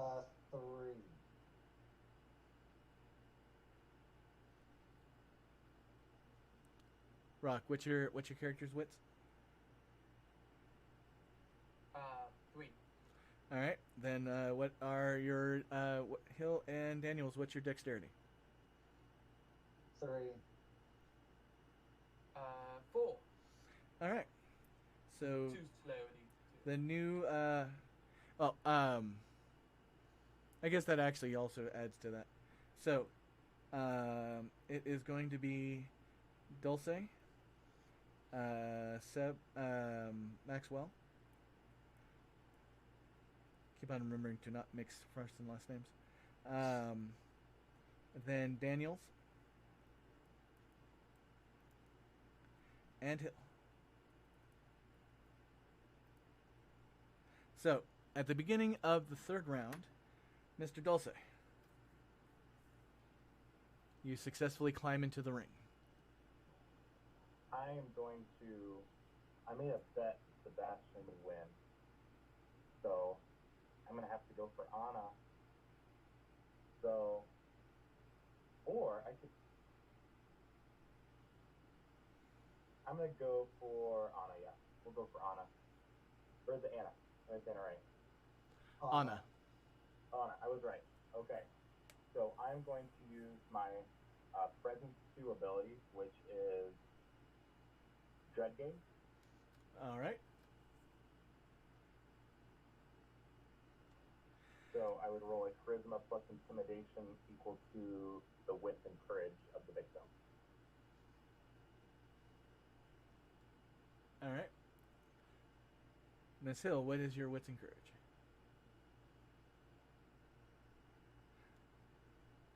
Let's see, 8.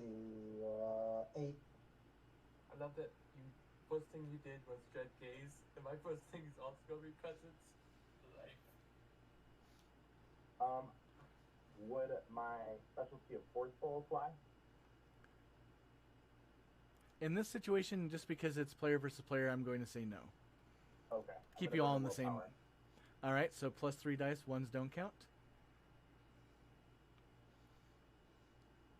And remember, those at home, if the player spends all their temporary willpower, they lose their character because the character becomes a white and a horror to the rest of the world. And your target numbers are 8, so that is 1, 2 successes. ooh, so close. 2 successes on a Dread Gaze.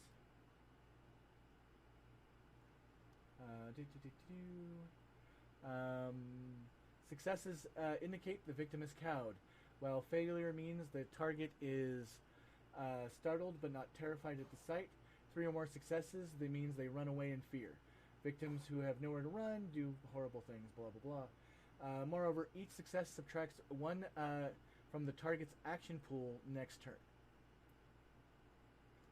Character may attempt to Dread Gaze once per turn against a single target. So, unless Brown, unless you wish to spend a willpower to try to fight the power, you're going to be down 2 on turn 4. Well, that's it. Oh well. I guess we're all getting involved in this melee for no reason. Well, Might as well. Well- Trevor's not. He's just standing in the doorway still like, what's happening? Well, Miss Hill, you know that this is that fight scene where all the first people come together. There's always going to be that cut scene of a fight. It's standard video game 101. Is it? It's how we assert our dominance. It Why is do in we have to dominance? it is in superhero settings, and of course, vampire is a superhero setting, don't you know? I don't think it is, but okay. Maxwell, Yes. Yes. are you going to try to swing at the terrified Hill? Can I get who's around me at the moment? So Anna's in the ring. So Max is in the ring. 3 of you are in the ring. Is Jonathan in the ring? Jonathan is on the outside. Damn it. Yeah, that's To appearance of anyone around him, he's not in the fight. Yeah, I was thinking of getting involved, but I realized the one thing I wanted to use, I had to touch someone. So like, yeah, no, can't use that. No, I do a strike, so that's dexterity and brawl, isn't it? Yep, if you're going to strike again, that is dexterity, brawl, and unused celerity. That is 3 successes. Miss Hill, so next turn has not happened yet, so you get your full pool so far. Would you like to use your 1 dodge? I would. All right, dexterity athletics, please. You get caught for 2 successes, so first one connects and the second one does an additional point of damage, so you're just punching with your hand, correct? Yeah. So that is strength and potence plus 1 die.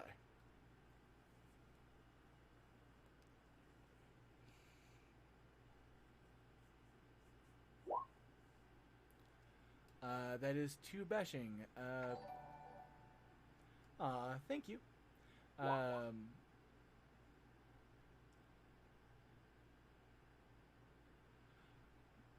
That is 1 soak, so once again it goes down to 0. Yep.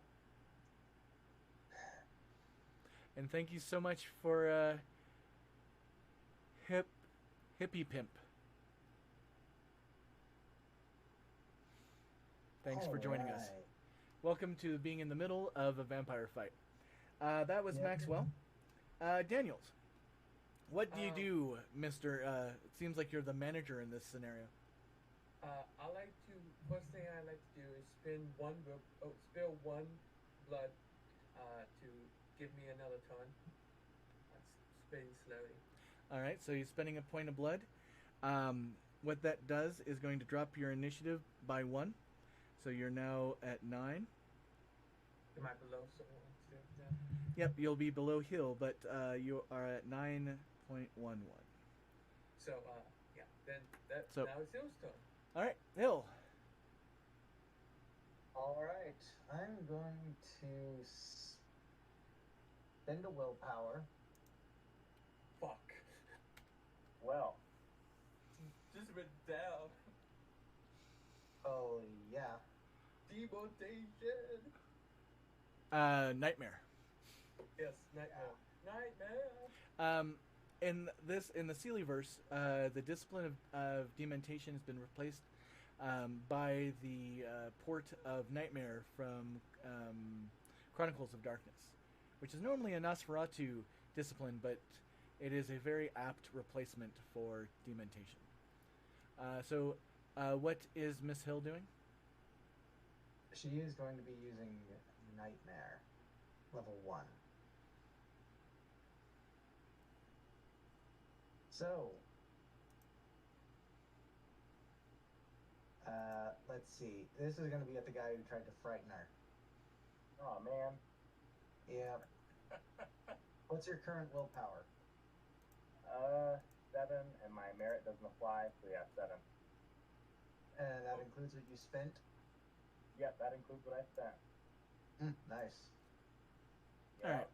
Real quick, so since I haven't gotten this, oh no, it is. So for custom rules, you can always click on game info, and it will be in the Google Docs if people at home want to follow.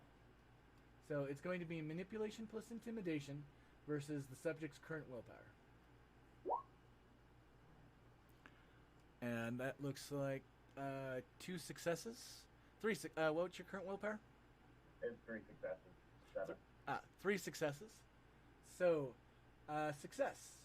The victim flees the vampire's presence entirely, using all available means to their disposal to do so.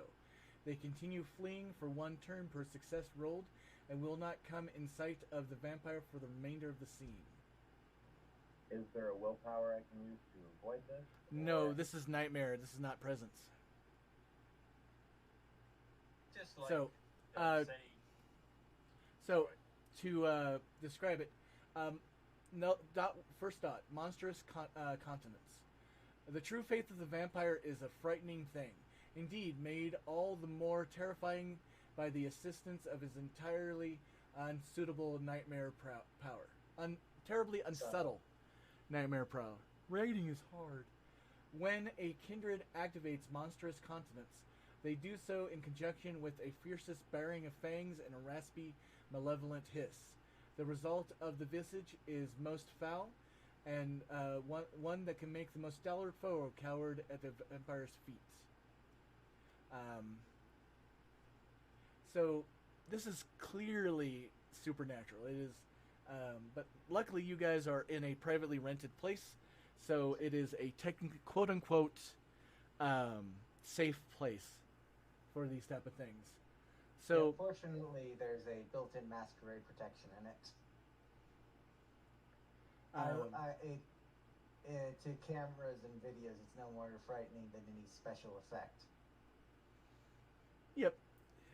So that does mean that you will be running for 3 turns, starting on your turn. And you did that against Dulce. So at the beginning of the next turn, you will start running. That would Hill. And all right. Daniels, everyman action.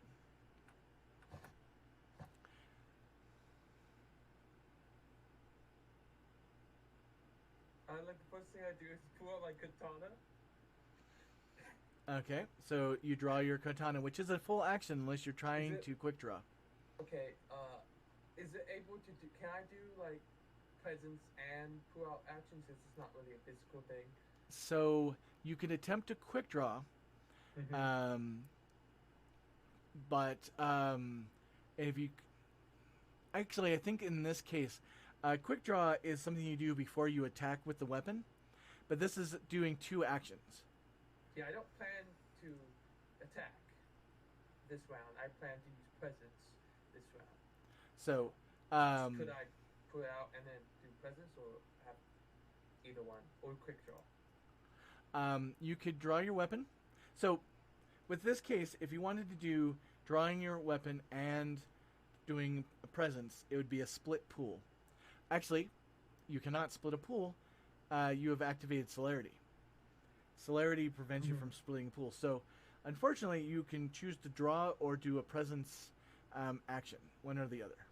Okay, so I like to not draw and use entrancement on Jay. All right, level 3 presence. Yes. On Jay. Whoa. Hey now. So the person who's not even fighting.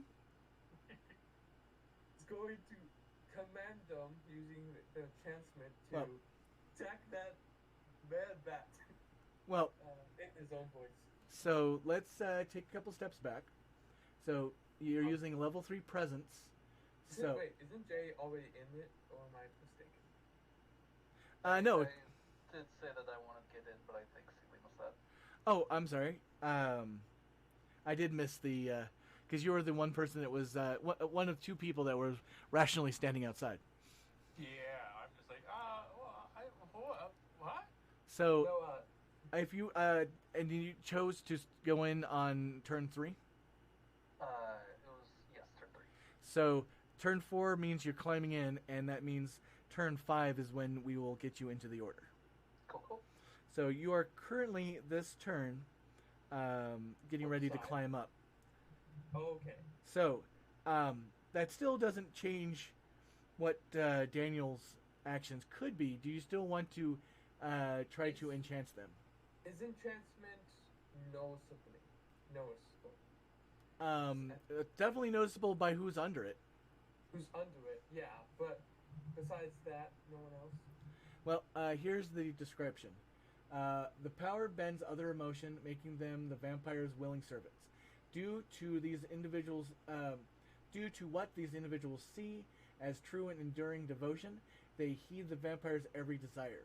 Since this is done willingly instead of having their will sapped, these servants remain their creativity and individuality. While the obedient minions are more personable and spirited than the mind slaves created by Dominate, they're also somewhat unpredictable. Further, since entrancement is of a temporary duration, dealing with a lapsed servant can be troublesome. A wise kindred either disposes of those they entrance after they serve their usefulness, or binds them more securely with a blood bond. Not that you should do that in this case. A player spends a point of blood and rolls appearance empathy. Current difficulty equal to the target's current willpower. The number of successes determine how long the subject is entranced, per the chart below. So when it wears off, do they remember that they were entranced? Oh yes. Okay. They will remember that they had super strong feelings for you out of nowhere that went away. And if they are someone who has presence in clan or has learned presence, it will instantly let them know, oh, that person did that to me. So, Okay, so I'd like to entrance Sebastian instead. all right. Yeah. So, Sebastian, if I remember, your current willpower is 7. Awesome. It's willpower 7, right?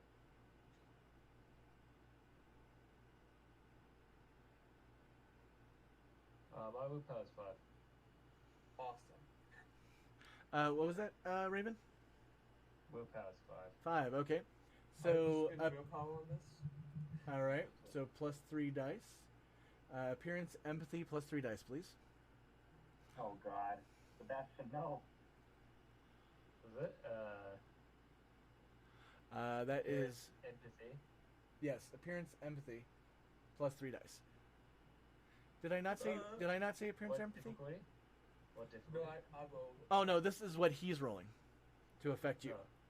Your target number is your willpower, which is 5. So that's 1, 2, 3, 4, 5, 6, 7 successes, which by currently it means that you are entranced to him for 10 years, because over 5 it goes 1 year, 5 years, 10 years. Oh my gosh. Can I use willpower to break this? You can use willpower to resist it. I will use 1 point of willpower to resist. So, anyone can resist presence for a scene by spending a willpower and then succeeding on a willpower roll, difficulty 8. But the affected individual must keep spending points until they are no longer in the presence of the vampire. Oh no, Sebastian. So, if you would please, you spend that 1 willpower point and roll me those 4d10. This is not going well. Well, for some people. For some people. Difficulty 8, was it? Correct.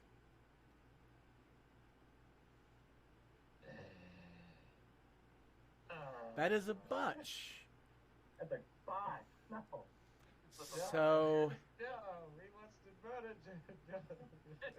so unfortunately, you spend that willpower. Please remember to mark that down. And until you're released from this, because the vampire can release you, you have 16 years. Oh my. No, God. I'm sorry, 11 years, because I'm not good at math. That one botch added to 1 more year. Numbers are hard. Now- to do, we understand. It is. Now, do keep in mind, if you're in any situation that your character perceives as a life or death situation, it does break entrancement. But so far, nobody's done anything deadly in this combat. Now, you are affected, and just to be clear, Rock, Daniels does not know how affected they are. You don't know how successful you are. You just, you know.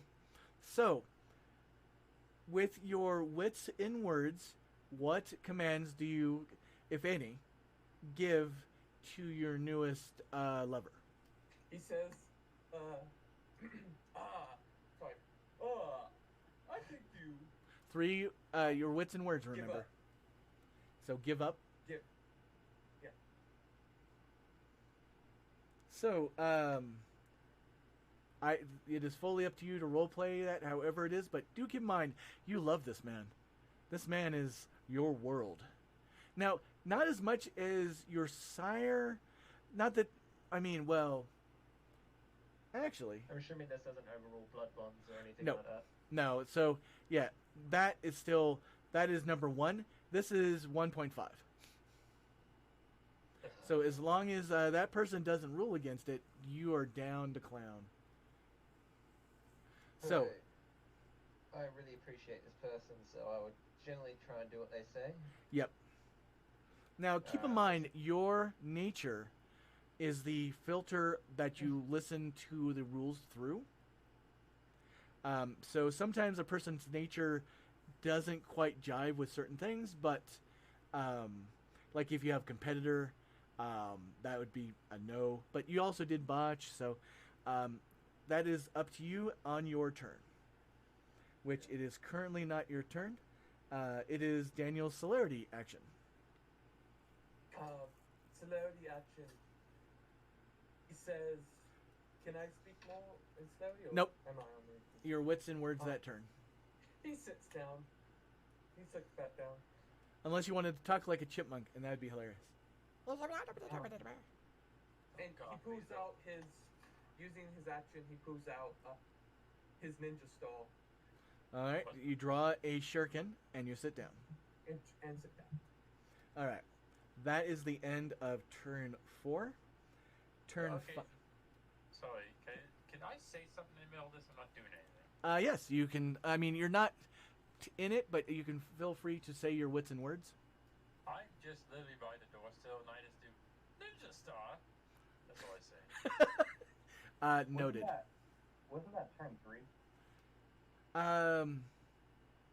It's the end of turn 3 because we're doing celerity rounds. That's They're right. all turn. All right. So I need to keep track of which turn it is. I'm new to keeping track of things on paper. My apologies. So beginning of turn 4 is when Jay was climbing in, and we'll roll for initiative at the beginning of 5.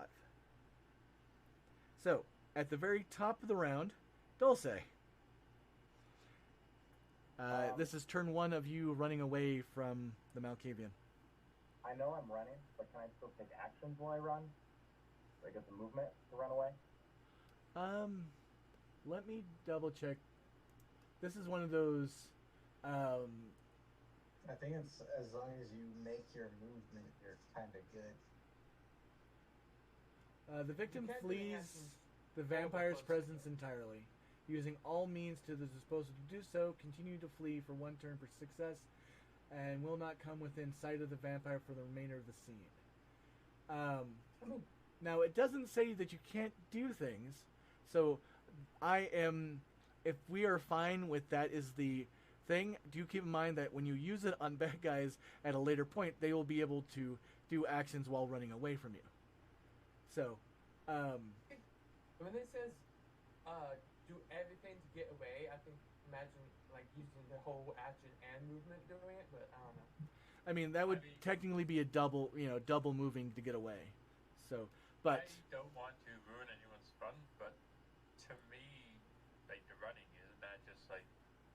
I think any action they had to be used up trying to get. Like they push someone out of the way to get them to run away, isn't that an action? So yep, and double they moving. forfeit. So I'm getting the sense that the ruling, at least the consensus, is no, because you're double moving to get away. Yeah, I'm just. Does that sound fair, Max? Yeah. Sounds alright. All right. So, did you want to? I mean, I guess you can't, because let me just double check the thing. Nope. No mention of spending willpower to resist. So, you start running.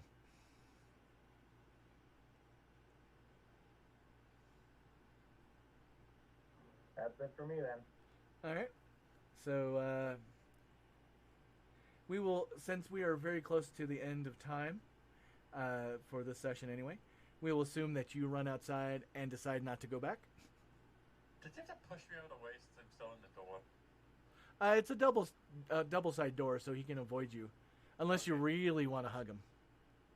No, I'm just like I probably jump out of the way if anything, because I don't know what's happening still. Well, I kind of do, but you know what I mean. Fair enough. Maxwell. Right. So, Jonathan, what was it? You wanted me to give up?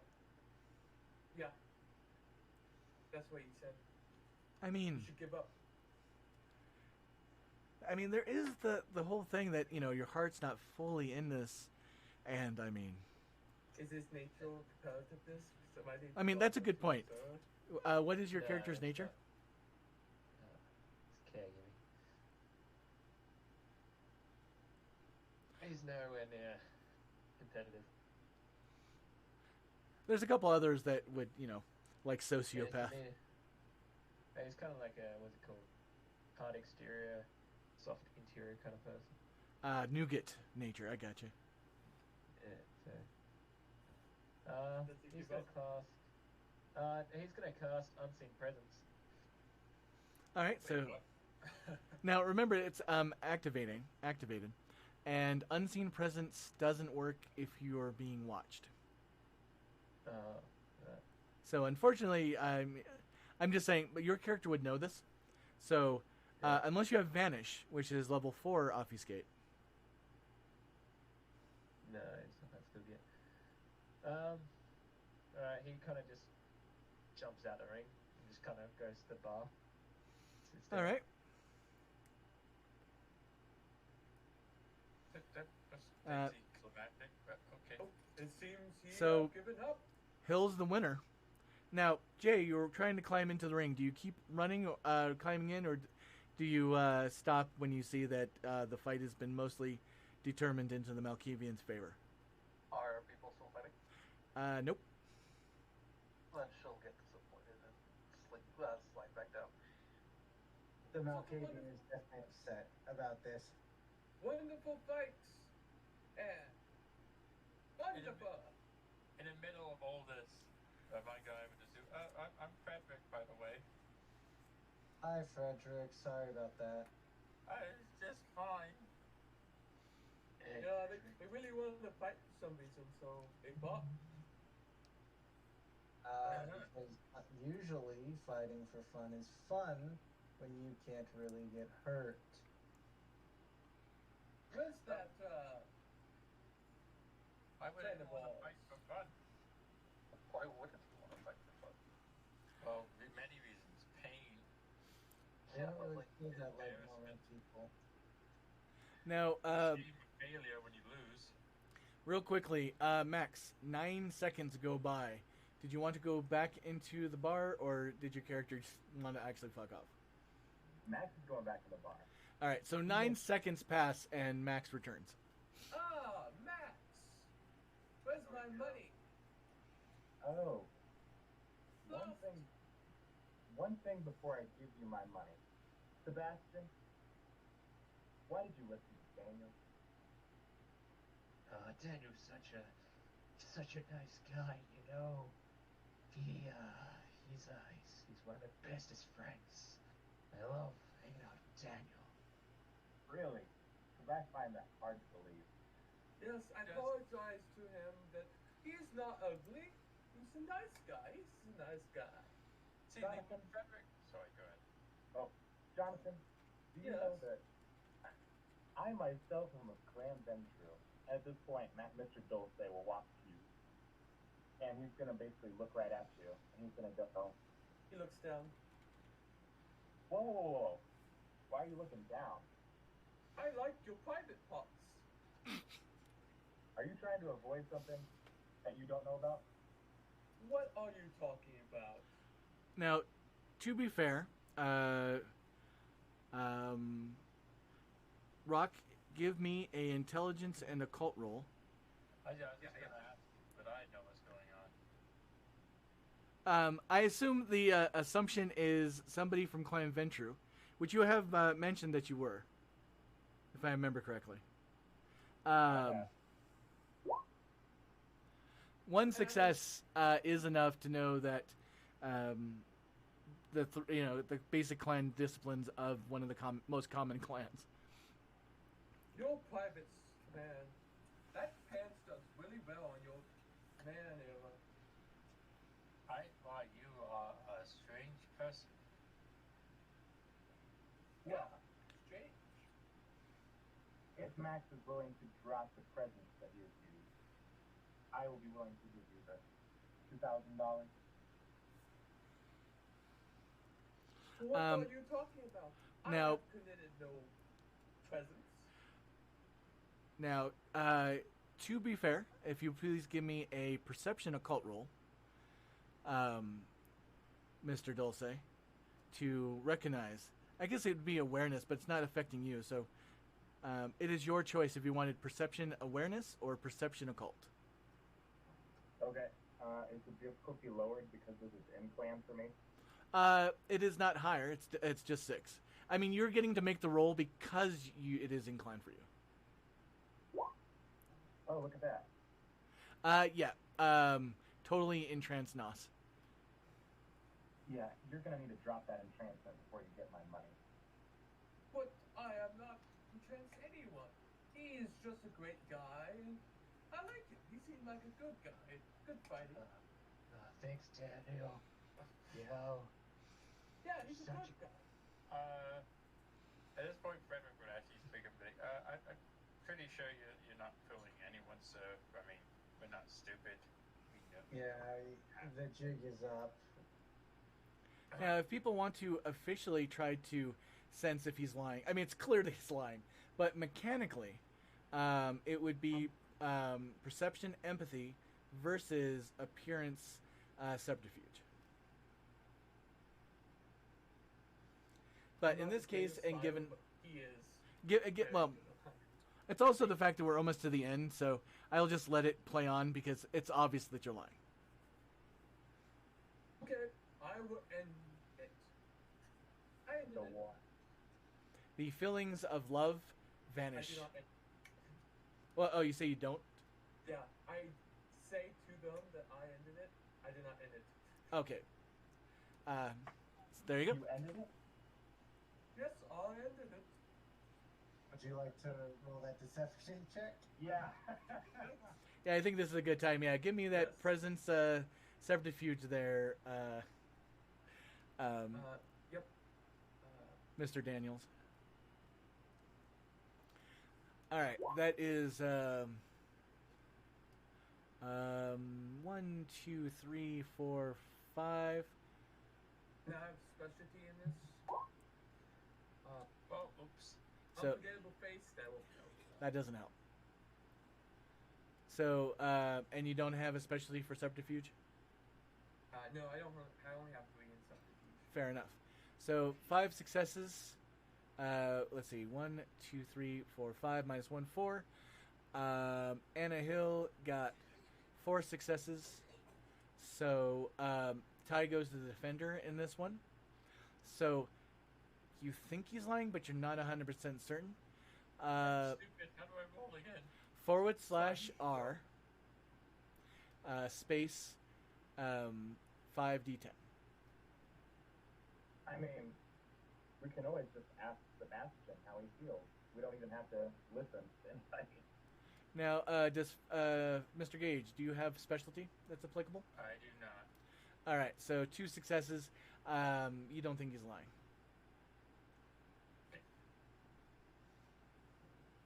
Sebastian, Storyteller announcement. I'm going to let this go on for about 5 more minutes, unless it wraps up naturally. Sebastian, what are your feelings on Mr. Daniels? Mr. Daniels, well, this is kind of embarrassing, but he's such a lovely guy, you know. He's very charming, handsome. You know, he's This is great all at true. cards. Oh, wow. Yeah. Mr. Daniels, This is all true. I am all of what he says. So Why, Yeah, he was he hated you because he hated you 5 minutes ago, and this is not a natural reaction. I had a conversation with him in his No, mind. you didn't. Yeah, I did in his mind. You. Oh. No, you didn't. Yeah, I had a conversation in his mind. No, you didn't. Great conversation. Mr. Daniels, Do I know of any way to break it? I know there isn't, but I mean, Gage is thinking of any way you could break Intelligence occult. Intelligence occult, please.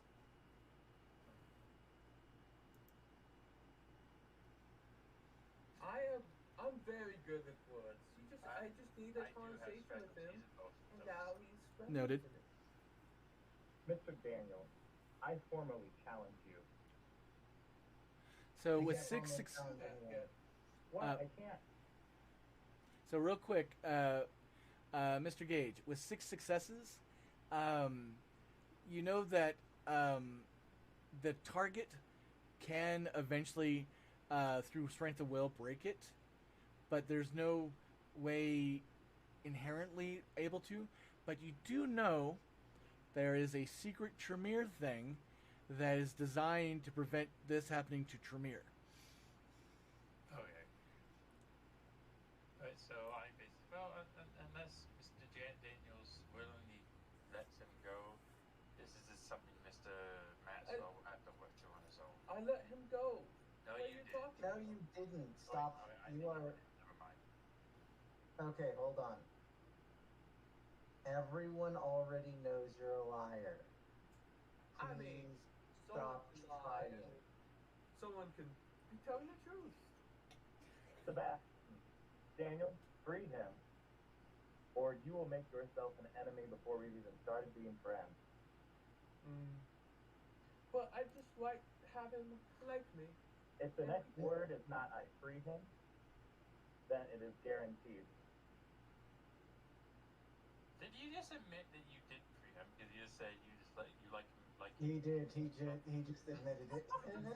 I just want him to like me. Why are you so aggressive? I wish to win that match. You cheated yourself using dread gaze.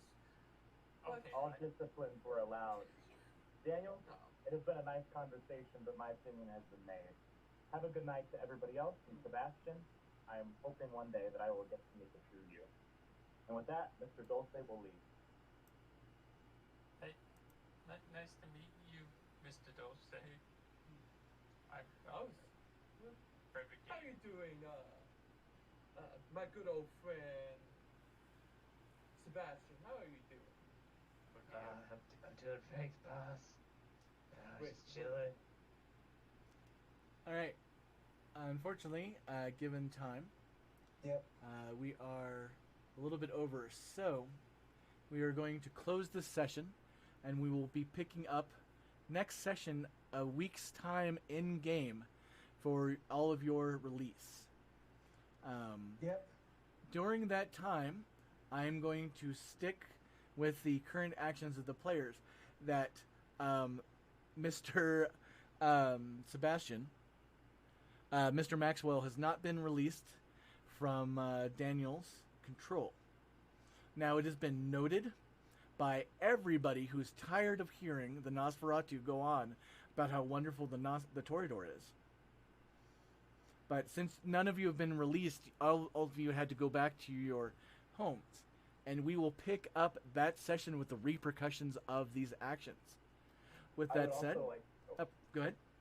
let the court hear me when I say that Mr. Dulce is now like completely angling for Daniel through this next week. And good old Jonathan's going to fight back. Well, like little children fighting on a playground, it's not really counting until you guys are all released. So, Yep. with that said, for my players, everybody gets 5 XP, and I will see you all next session, which is going to be the official session number 1. For those listening to us, thank you so much for joining us this day for Las Vegas by Night, Desert Darlings. This is the end of our session 0, and next week at Saturday at noon Pacific Standard Time will be our next session. Now, if anybody wants to hang out and chat, we do have a warm-up the first hour, so at 11 p.m., 11 a.m., because that's how time works, because we always need to get our ducks in a row. However, if you're more interested in these characters, this Tuesday, we're going to be having a vignette, which is a 2-hour one-on-one session with Mr. Sebastian Maxwell and Frederick Gage. I'll So, be on time this time, I swear. so it's fine, man. So please come and join us. Let your friends know, and if you want to see more, what's the saying? Click and subscribe and all that. Once again, from all of us here in the Sealyverse, we greatly appreciate you, and have a great night. Say good